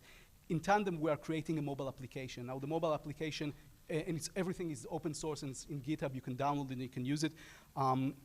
It's in beta, but you can already launch packages. You can see what packages are available around you, and you can use that application. It's a very early concept. Now, this is open source because, in essence, we are doing a token play. The application is open source. We are not only thinking that people will use it, we are actually encouraging other people to create their own applications. And such a mobile application is just one example. We have an application that shows a map with supply and demand. We have hub management. All of that we will develop to bootstrap it, but along the lines we want all the public and the community to develop their own solution and their own applications that can be used to drive this. So it's a play that's very dependent on the community, and we're trying to bootstrap it. That's our philosophy about that. Can you explain the utility of the Packet token? Absolutely. Packet is made from layers. So layer 0 will be the stellar or the consensus layer. On top of that, we're doing layer 1. Layer 1 is where we define the actual packet. And layer 1 defines a transfer of package, and it has 3 parameters. So let's take an example. I want to send a package to Ian, and I'm meeting you. We issue on layer 1 our token. It's called a bull. And I'm telling you, I'll give you 25 bulls if Ian will accept the package. So I'm putting my 25 tokens in an escrow. That escrow is completely, there's no control of it from Packet. It's completely decentralized. So parameter number 1 is the price. Parameter number 2 is the deadline. Please deliver it to Ian by next Monday. If you do it and he signs it, the smart contract automatically transfers the funds to you. If not, I'll get my 25 tokens back.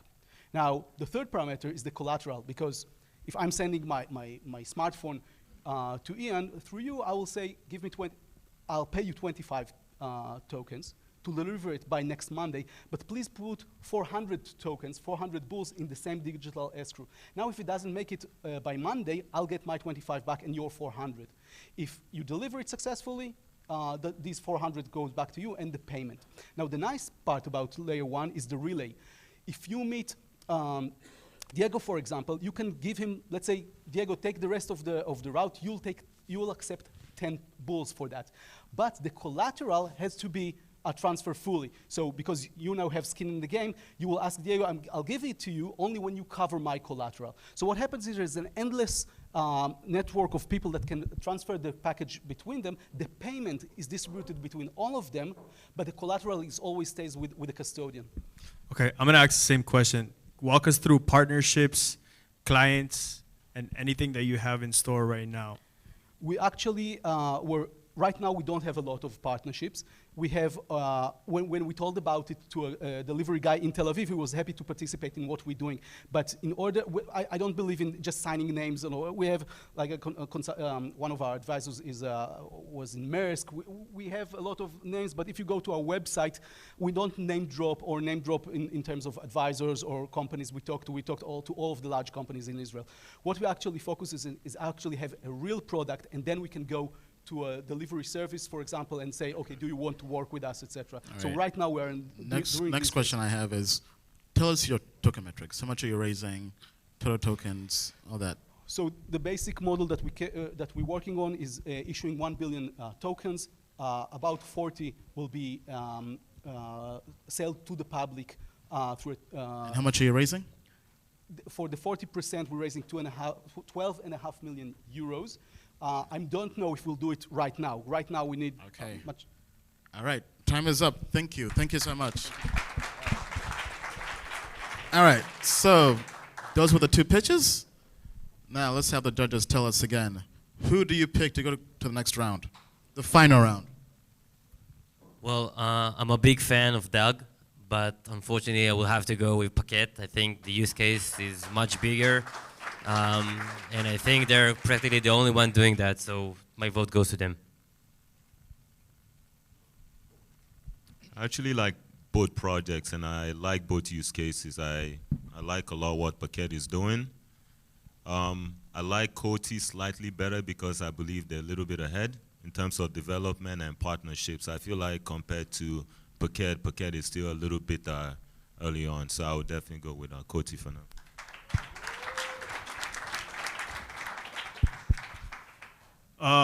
Guys, so once again, congratulations. You guys are amazing. You know, congrats on your success. Thank you for coming out and pitching. You guys are both top-notch projects in my point of view. But I think I'm gonna go with Coty as well, simply because it's a more mature project, right? Not taking anything away from Packet, but I just personally like mature projects, right? So that's primarily the reason why. All right, I think let's get the audience involved again. All right, we have two projects here. Let's have a show of hands. Who likes Coty? Okay. Phuket? Oh, okay, all right. Coty? Phuket? Oh, wow. Okay, the audience wants Phuket. Oh, man. It's a tie, 2 for 2. Who should have the tiebreaker? Okay.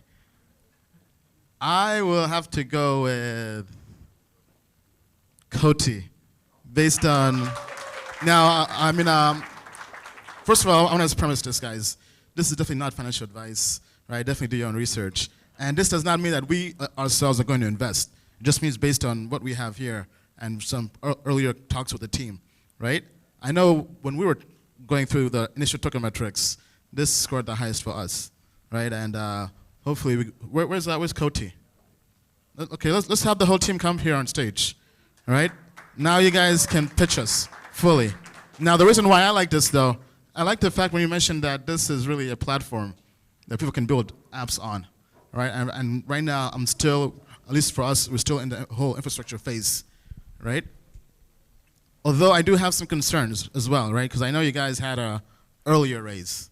So I'm not sure why there was that long delay. So now to really put you in the hot seat. Sure thing. Okay, is there a PowerPoint or anything you want to showcase? We do. Yeah. Okay, all right. Let's take a short break. Sam, maybe play some music as we're waiting. Thank you, everybody, for voting. Thanks a lot. I think it's amazing. I'm not angry with those who didn't vote, by the way, just a bit. Thank you. Just hit play.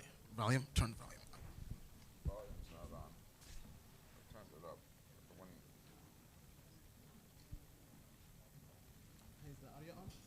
Audio, please. Can we turn the audio up?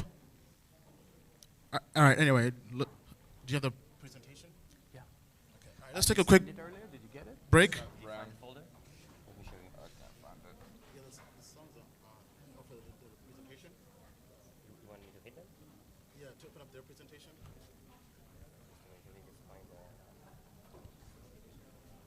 Okay, as we're waiting, who has a question for me? Yes.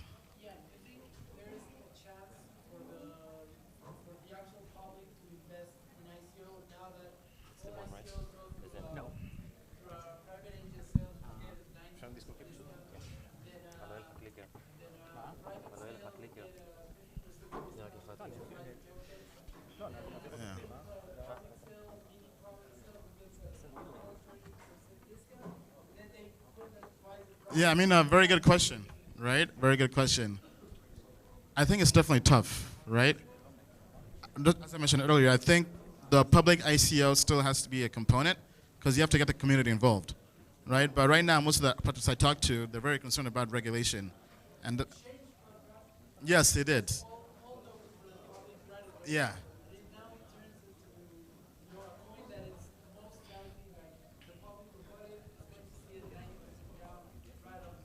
Yeah, I agree. I mean, it's tough, but definitely you have two conflicting sides, right? But for me, I think the public, the community has to be involved still, right? And I feel like the space is still evolving. I have a follow-up question. Yes.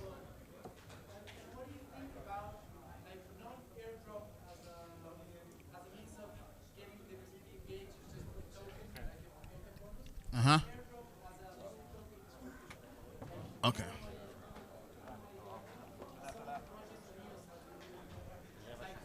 Hold on. Airdrop has... Okay, sorry, just...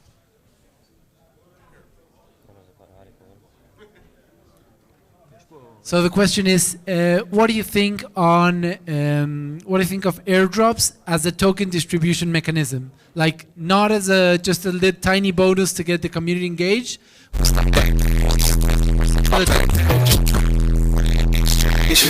Gotta get to my room. All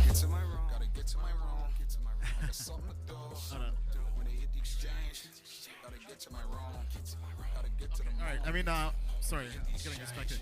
What do you think about airdrops as a way to bring a community?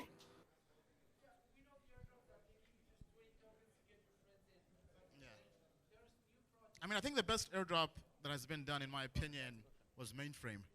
They made it a real-life airdrop, right? It was a world, they traveled the whole world, had events like this, and only if you physically came to their events did you get an airdrop token, right? So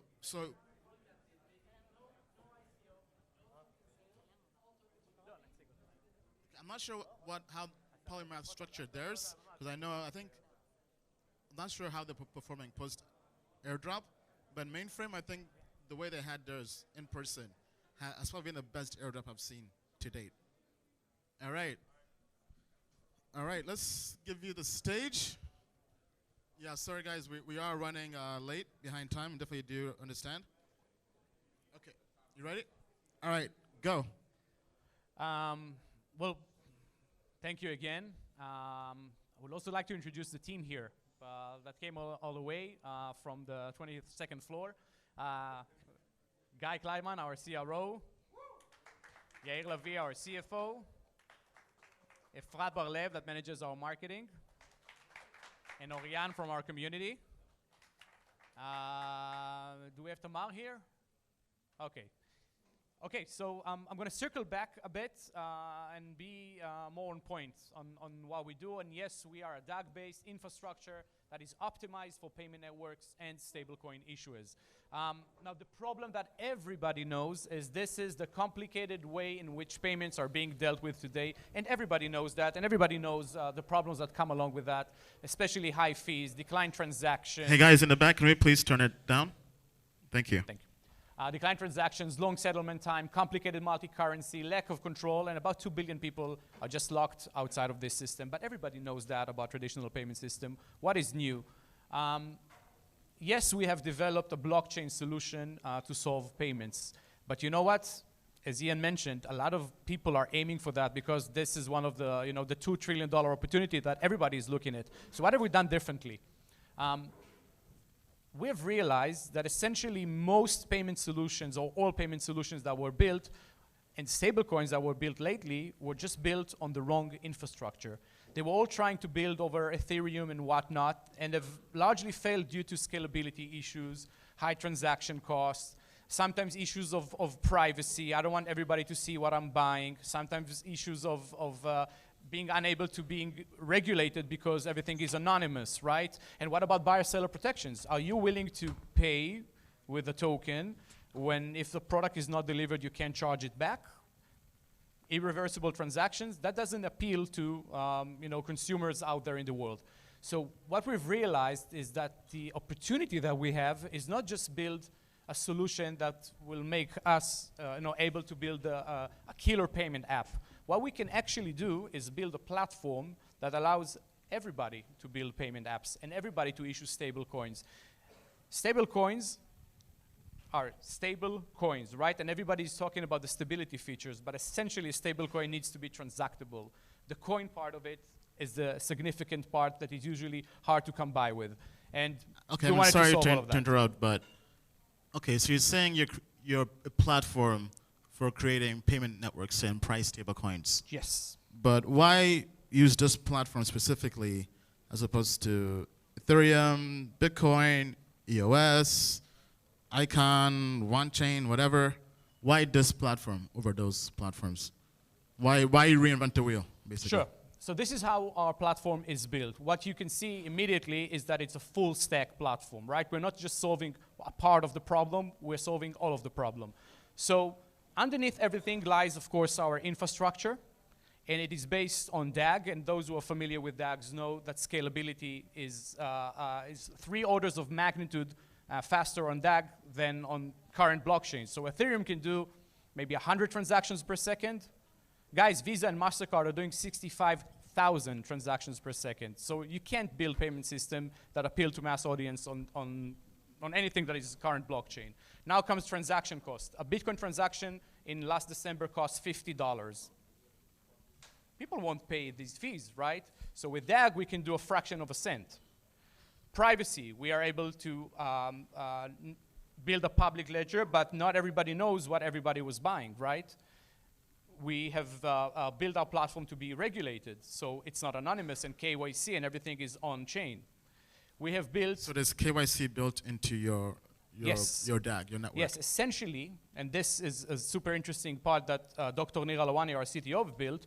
We have built a consensus mechanism built on trust. So essentially it's DAG, and on top of it, there's a layer of trust scoring that is managed with machine learning, and we can assign trust scores to all participants in the network, and by that, we actually cluster the DAG and allow to create a consensus that is built on trust, and we need to know who are the people that are involved with that, right, to create this trust. So that's one layer. On top of it, there's a layer of services, because infrastructure is a very cool technology, but if it's not accessible and usable, nobody will use it, and we want to make sure the developers are able to use that. So two key components that we put on top of it. One is actually our exchange called KotiX. We're not trying to be Binance, but we want to make it super easy to people to issue coins and transfer fiat and crypto and vice versa, and we've actually licensed this exchange so we can operate globally. Another very cool thing that we've done is a buyer-seller protection. So essentially, let's say I'm paying Efrat for something, and Efrat doesn't send me the product like she always does.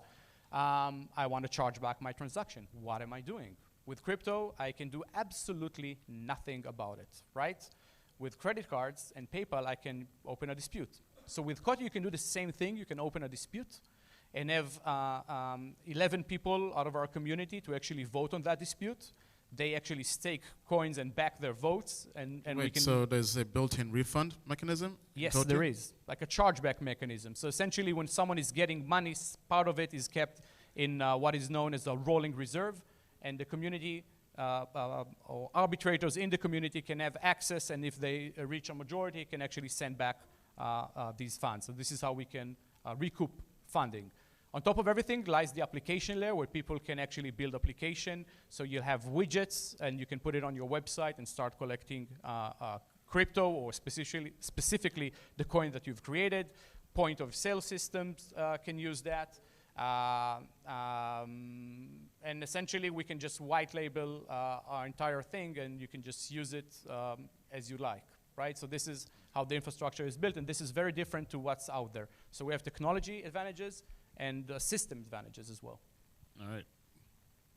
Anything else, or? That's all? Yes, what I would like to show you right now, for those of you who are not familiar enough with DAGs, I would like to show that. So who here knows DAGs really well? Great, virgin audience.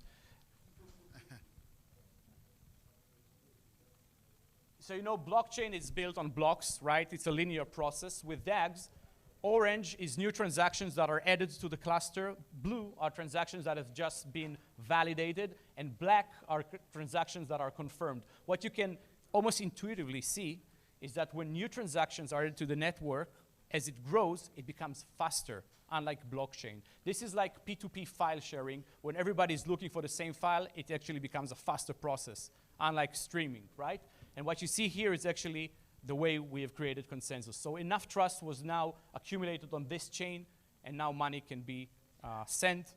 And this is actually bringing trust to cryptocurrencies, right? Because cryptocurrencies are a trustless system, but it doesn't tell you anything about behavior of people. And this is what we can put in on the chain here. So this is what I wanted to show you. You now know DAG, by the way. Yeah, and this is the key innovation in what we do. You can just follow this. Yeah, sorry. I was saying 2 minutes left. Okay, great. So maybe just kind of sum up. Yeah, and I would just set up the key innovation in what we do, and we'll be able to introduce smart contracts over DAG, which is something fairly new in the world. We'll be able to do that by the end of the year, hopefully. So hold on, let's go back. You had an earlier round in the year. When did that happen? Can you kind of give us more insight on that? Yes. To begin with, we thought let's just, we're trying to take on the giants of the world. We're trying to take on companies that advertise on the Olympics and the Super Bowl. This is very expensive. So we thought we need to raise a lot of money. And when, there was a lot of hype in the market and everything, and from our experience, I'll be 41 in 2 weeks, right? I've managed companies in the past. I know that raising too much funds is actually counterproductive usually. And we thought, let's just try and build this differently. So we thought we're going to raise funds enough to run our net, build the technology that we need. When was that? That exactly? was late 2017 all the way to about May this year. And how much were you trying to raise at that time? We raised 15. 15 million? Yeah. With no plans of raising more, or you had plans to have a second round? To begin with, we thought we were going to raise 30, and then we decided let's just cap it at 15, make sure we can ship technology. When we're done with that and we're happy with that, we can open another round. What was the token price at that time? 10 cents. 10 cents until May. And now you're still raising? Now there's a whole new round? There's going to be a new round. It's not active right now. There's going to be a round, we think, in about 3 or 4 weeks. We're going to start a fundraising round, and we're hoping the token price to do it in about 15 cents. So 50. Okay. Anyway, we're out of time. But thank you so much. Once again, congratulations. All right, guys. Now, in the interest of time, let's keep this AMA short. I know some of you guys still want to take pictures at the end, so definitely we'll make sure there's time for that. So who has any questions for me or even the panelists? Okay, all right. Or even the winning ICO.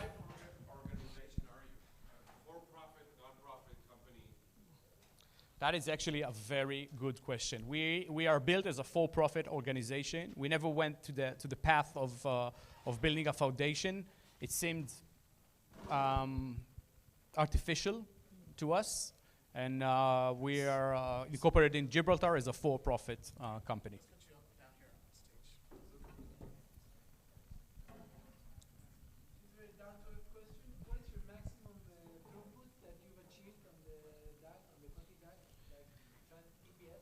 In our lab, we've reached about 100,000 transactions per second. Yes, actually, but actually with DAGs, this is not the right question, because the limit with DAG is actually hardware. It's not based on anything else. If you have enough people using the network, it can, you can have million TPS, right? This is not actually the barrier with DAG.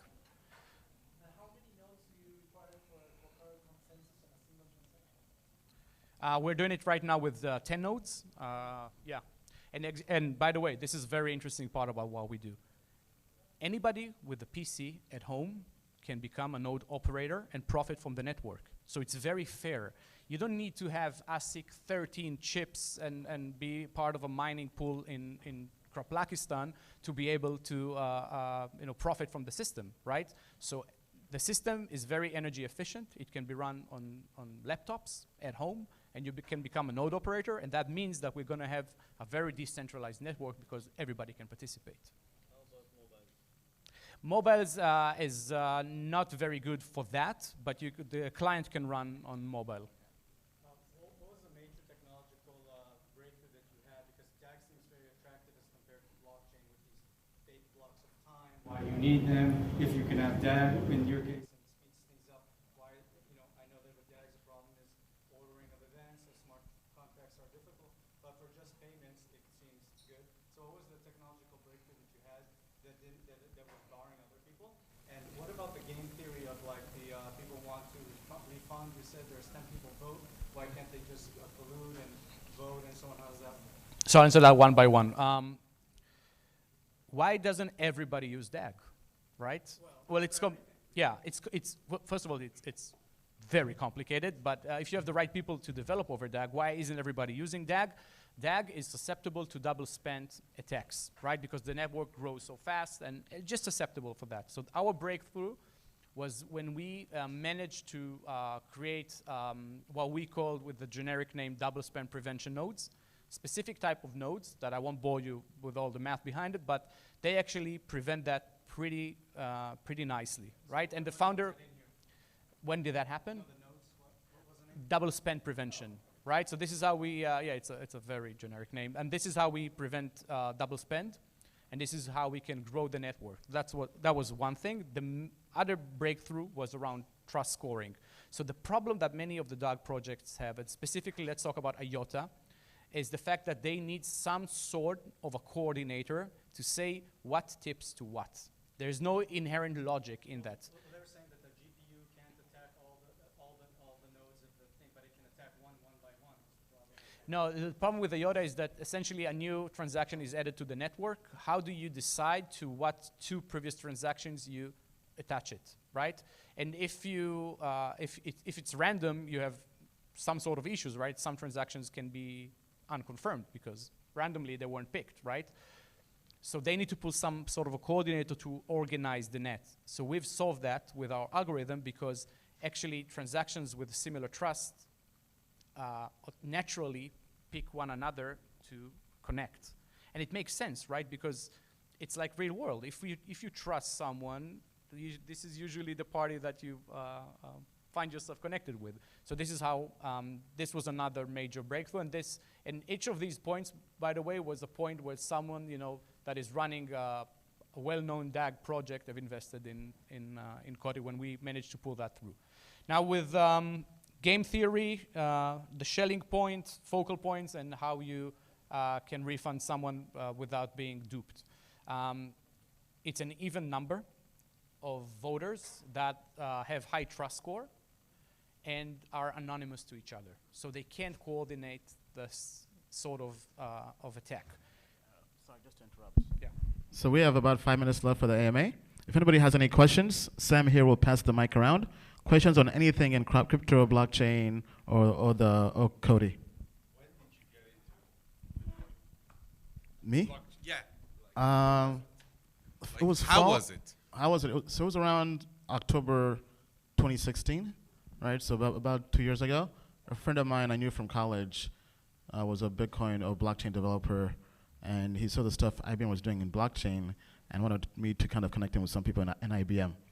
And I said, sure, but why do you care about this blockchain thing, right? He said, I also do crypto, right? I'm a blockchain developer, plus I invest, and I'm making money as an investor in Bitcoin and Ethereum and altcoins.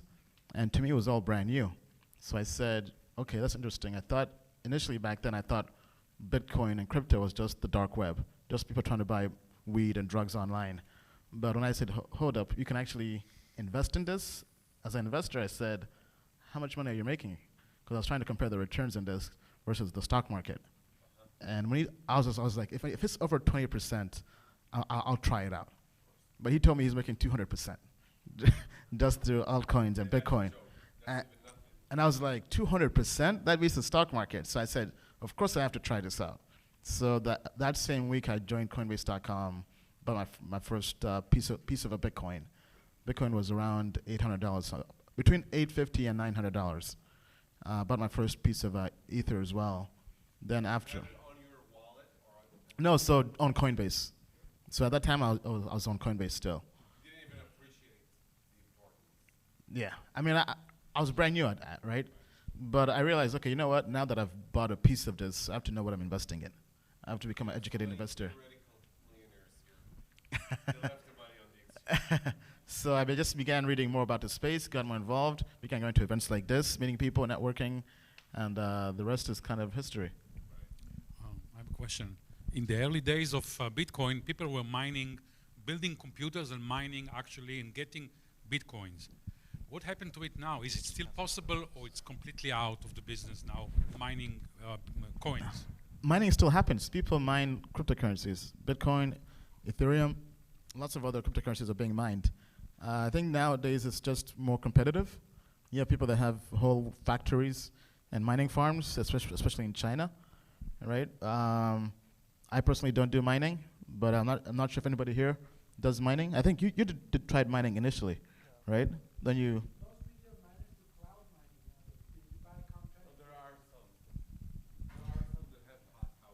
Yeah. Yeah, that's true. I tried mining, but I lost focus on trading and ICO investments, which were a lot more profitable, and it actually gave me losses. So I quickly just transitioned back to primarily focus on ICO investing, doing research, and kind of like what we're doing now. So. Yeah, you want to chime in? Yeah, what was the ICO that made you from a retail investor turned you into an independent, economically independent? What was your first My big hits. My big hits, basically. My best investments were Icon and Wabi.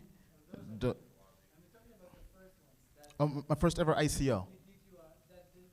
My first big success. The first ones with Token Metrics. My first ever Hall of Fame ICOs those that scored over 90% were DNT, District 0x, which is a marketplace. When that came out, the first month did a 24x or so, right? Then 0x, ZRX, which now is on Coinbase, right? So that was pretty sweet. Yeah, not too long ago. I was like, wow, my first ever Hall of Fame ICO is now on Coinbase, right? Thank you, Tokenmetrics. So those were the first big ones. Then after that, there was Power Ledger. All-time high was 30x or so. Australia, yeah, right. Then there are some, nowadays, back then I called them just regular wins, but nowadays I kind of appreciate them, right? There was Raiden Network, which was like a 7x. Raiden Network, right? Yeah, back then 7x was nothing. Nowadays 7x is everything, right? Then we had Dragon Chain, which did 50, even to 80x, I think, depending on when you sold. Dragon Chain, that was the enterprise, the Disney blockchain, they called it. Then Wabi, 100x, 117x or more. Icon, over 100x. This year, 20x has probably been the best one because I think it pulled about a 20x. Then also that monthly airdrop, they give you 7% of whatever you hold every month. Then Loom Network was a 10x this year. QuickChain was a 20x very briefly. Didn't really like how they structured their token. But what else do we have this year? Mainframe. Mainframe has been pretty well. Has done pretty well. Any of you guys? Loom? Nucleus did well. Yeah. All right. A few more questions? Yeah. We talk a lot about investing, but do you have something to say to developers, new developers that come into this field and thinking about, okay, I want to be a Bitcoin developer, I want to be an Ethereum, EOS, Neo. It's so Definitely confusing and Neo. frustrating. Yeah. So what do you have to say to them? I'll tell you from my experience, right? I think Ethereum is crushing it in terms of the best developer community. They have the most. Okay, but wait, they have the most developer resources, right? So, for example, if you want to start as a developer, I think there's more guidance, more help, better community right now. If I want to build Ethereum, right? Right? So if I want to build a startup, a D-app, okay, so I would say build on that. definitely try out numerous technologies before you kind of go with one. Yeah. Right, but in terms of yeah, but the question is more like which one do you actually follow? Okay, you start Ethereum, but still you have EOS, you have Bitcoin Cash, you have EOS is pretty brand new, Yeah. right? It's kind of everybody is competing new, with, yeah. right? No, but in terms of also just resources and what's there, they do have a developer fund, right? So if you want to get somebody to kind of fund your idea, they could do that, right? When it comes to Neo, most developers I know who have tried Neo have said it's nowhere ready in terms of its capabilities. Anybody, you wanted to chime in here? Somebody here? The EOS ecosystem is really going mad in terms of a lot of dApp developers. You got a very easy onboarding because it's C++ language that everybody knows, and we just built an app in a hackathon in 2 days. Pretty standard plugin that turns the blockchain to basically a database, a Mongo database. It was done. You want to make? Yeah. Good. Go ahead. So.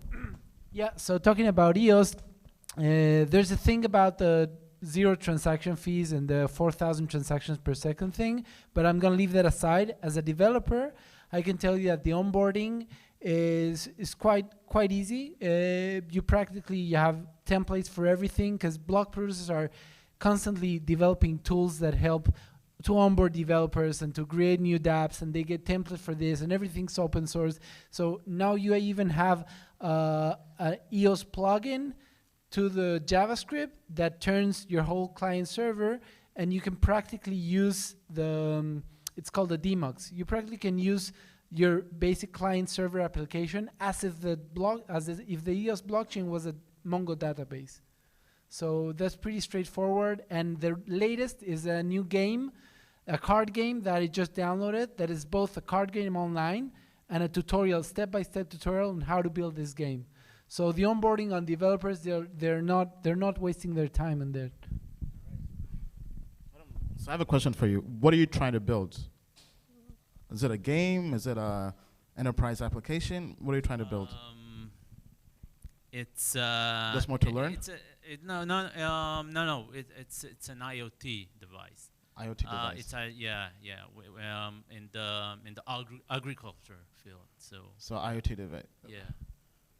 I mean, so that's what it is. I'm thinking IoTex, although that's also relatively new as well.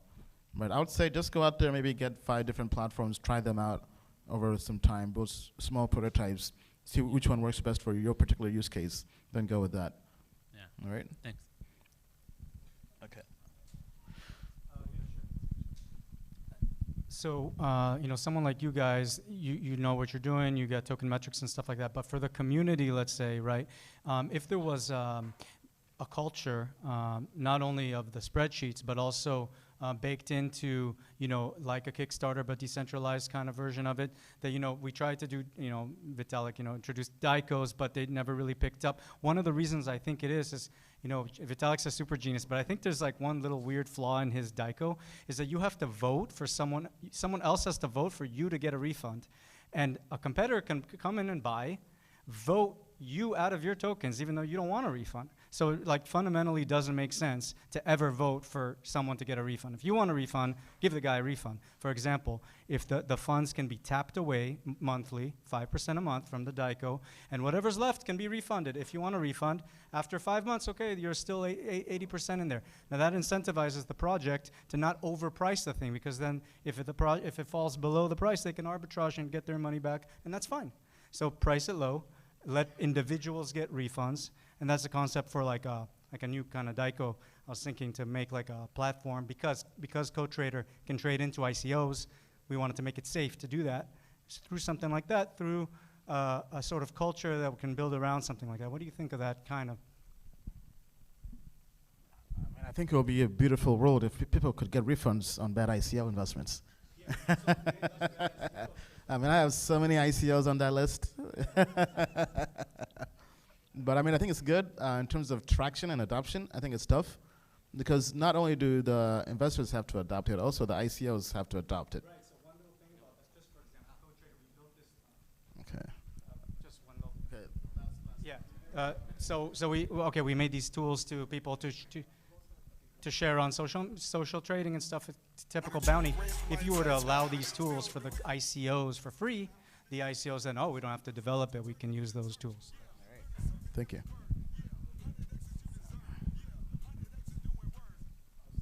You go first. It's a quick question. I wanted to ask if it's a good idea to buy projects that are selling below their ICO price. Yeah. I mean, so question is it good to buy a project below ICO price?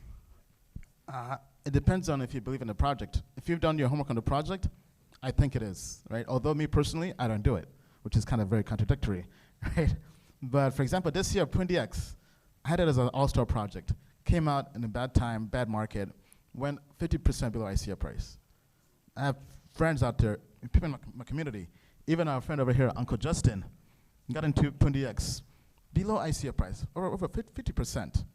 Then once the market kind of had a mini bull run and PundiX took off, it went to like over 10x or more.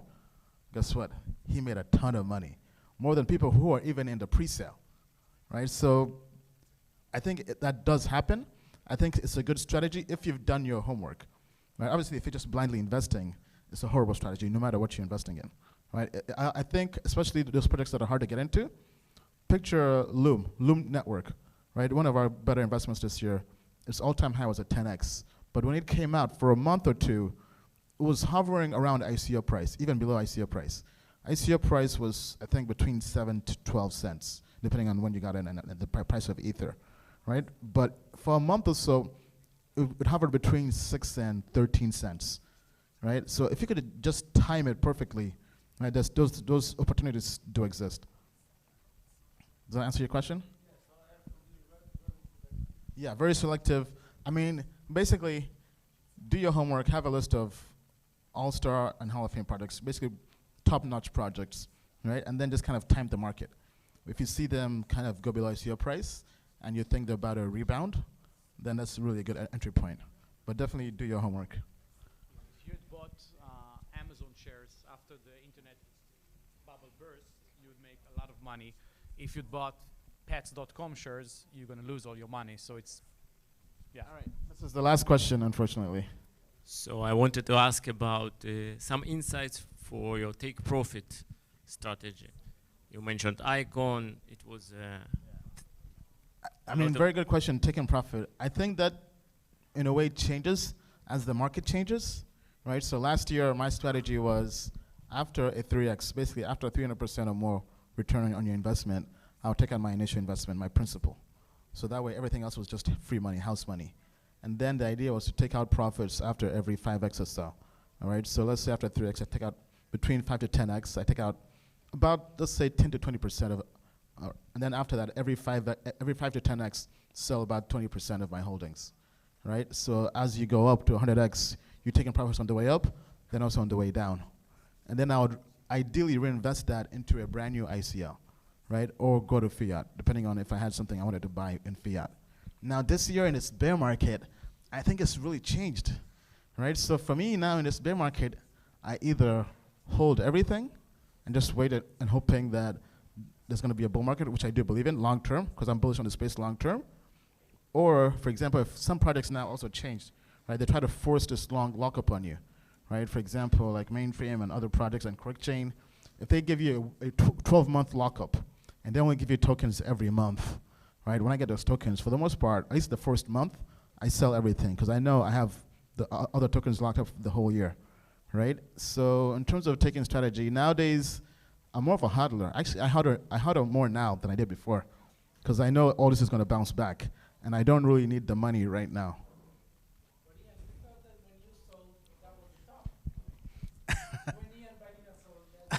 I mean, that's what the rumor is, right? But don't believe everything you read online.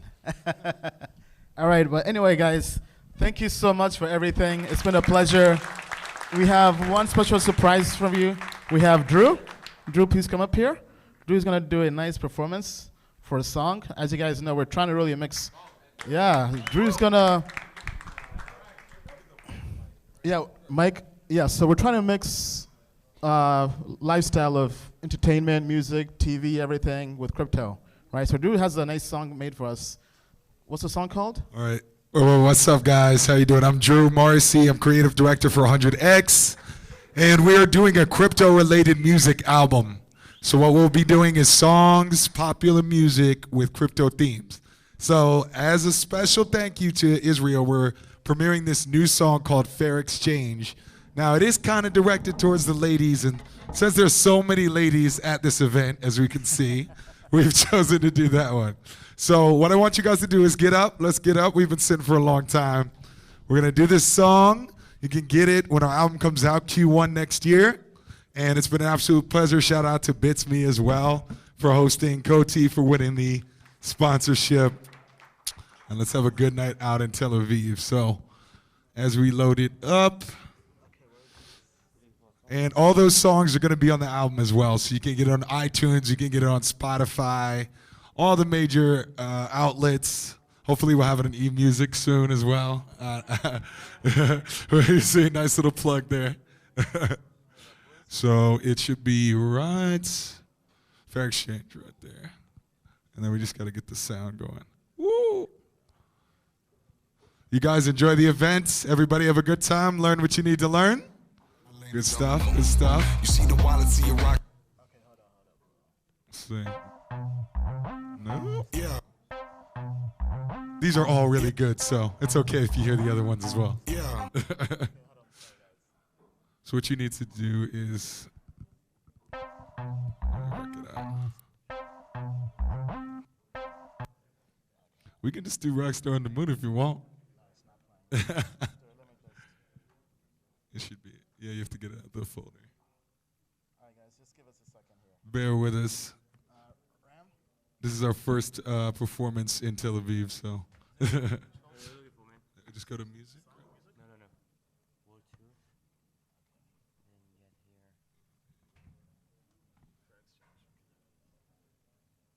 That one? Unmixed? All right. and as loud as we can get it. With you. Let's do a fair exchange, yeah. All right.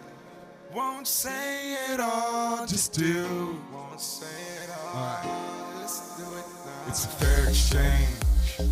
Fair exchange. Fair exchange with you. Just for you, just for you. It's a fair exchange. Fair exchange. Fair exchange with you. Yo, know me as the guy with the game plan. Shirt with the tie and the Ray-Bans. Screwing in the sky with the main man. Yeah, yeah, yeah. I know you as the girl with her own goals. Smiling the stars of the photos. Smile on the side with the photos. Yeah, yeah, yeah. Fair exchange. Sharing things. Carrying our love to the moon. Trade each and everything in this fair exchange. Sharing everything that we do. Now what do I do? Exchanging all with you. Won't say it all, just do. I'll trade the cost to prove. It's for you. It's for you. Now we in the life of the brag on. Fashion ain't chased cause the tags on. Like the coins used in the transaction. Yep, yep, yep. Now you on the wall with the big boys. Other boys doing bits, they on Bitcoin. Got your girls getting jealous feeling this boy. Yeah, yeah, yeah.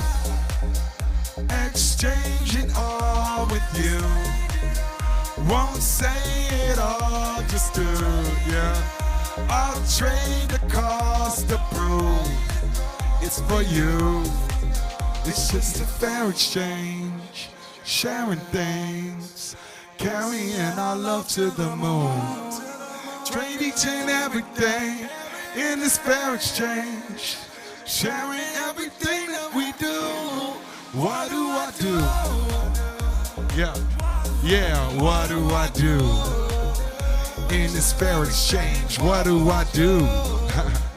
Yeah, yeah, what do I do? Just exchange it all with you. I'll trade it all just to. Won't trade the cost to prove. It's all for you. Tel-Aviv. Thank you, everybody. Thank you to BITSME. Thank you for Koya, Kucoin, Ian Balina. Hope everyone, I see y'all on the moon next time. Peace and blessings. You know, right now we're doing this crypto world tour, going throughout the entire world. People thought we were kidding when we said we we're going to do a real world tour. The pre-sale is oversubscribed, guys. Stockholm, we're here. Welcome to Amsterdam. We are here in Hong Kong. We're in India. Hello, Seoul. You have to be willing to travel all across the world to find those products very, very early. This is like behind the scenes of the type of work we put in to find the next best thing. To be able to get into these new projects, you actually have to get boots on the ground and go out there and find them before anyone else does. My business partners, we travel around the world trying to find the next icon, the next Wabi, the next Ethereum, the next Bitcoin. I'm currently visiting the top blockchain university in Russia. Hopefully we'll find something in Germany, maybe Prague, maybe Bucharest, maybe France. We'll keep going till we find the next 100x. And now we're glad to make this official. We're gonna help MetaHash go global, mainstream. Diamond Main Man, Savage Cat, Superman. This has become like this family thing, hasn't it? We discovered Eden Chain in South Korea. That's why we went to Amsterdam, where we discovered Sparkster. We're gonna build not only the future of cloud computing, but the future of software development. Whoa! We want to go there in person to be very, very early, because by the time something is online, it may be too late. We're here in Bucharest, Romania. We're going everywhere. So we could find the next possibly big ICO of the month right here, right now. Are you guys ready?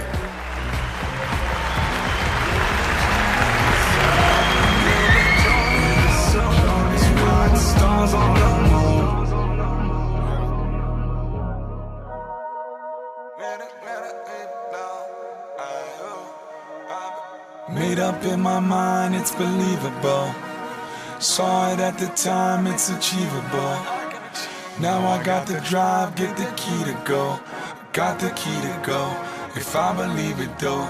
Yeah, being in this space, I know I gotta hold my hold down. Seeing what it takes, I gotta know that I can show how. Questioning myself if I believe it though. No longer question if I'm really a believer though. Now you should take into account that my account can build my belief. Take into account I must account for what I really think. Being in the space I learned to see. I only ever make what every day I can't believe. I gotta go. This the only life I know. I believe it in my mind, so I know it's time to show. This the only vibe to go. I do believe it, do you believe it? I said, are you a believer till the end? When your funds are low, can you believe in it again? No longer ever questioning yourself if you believe it though. You never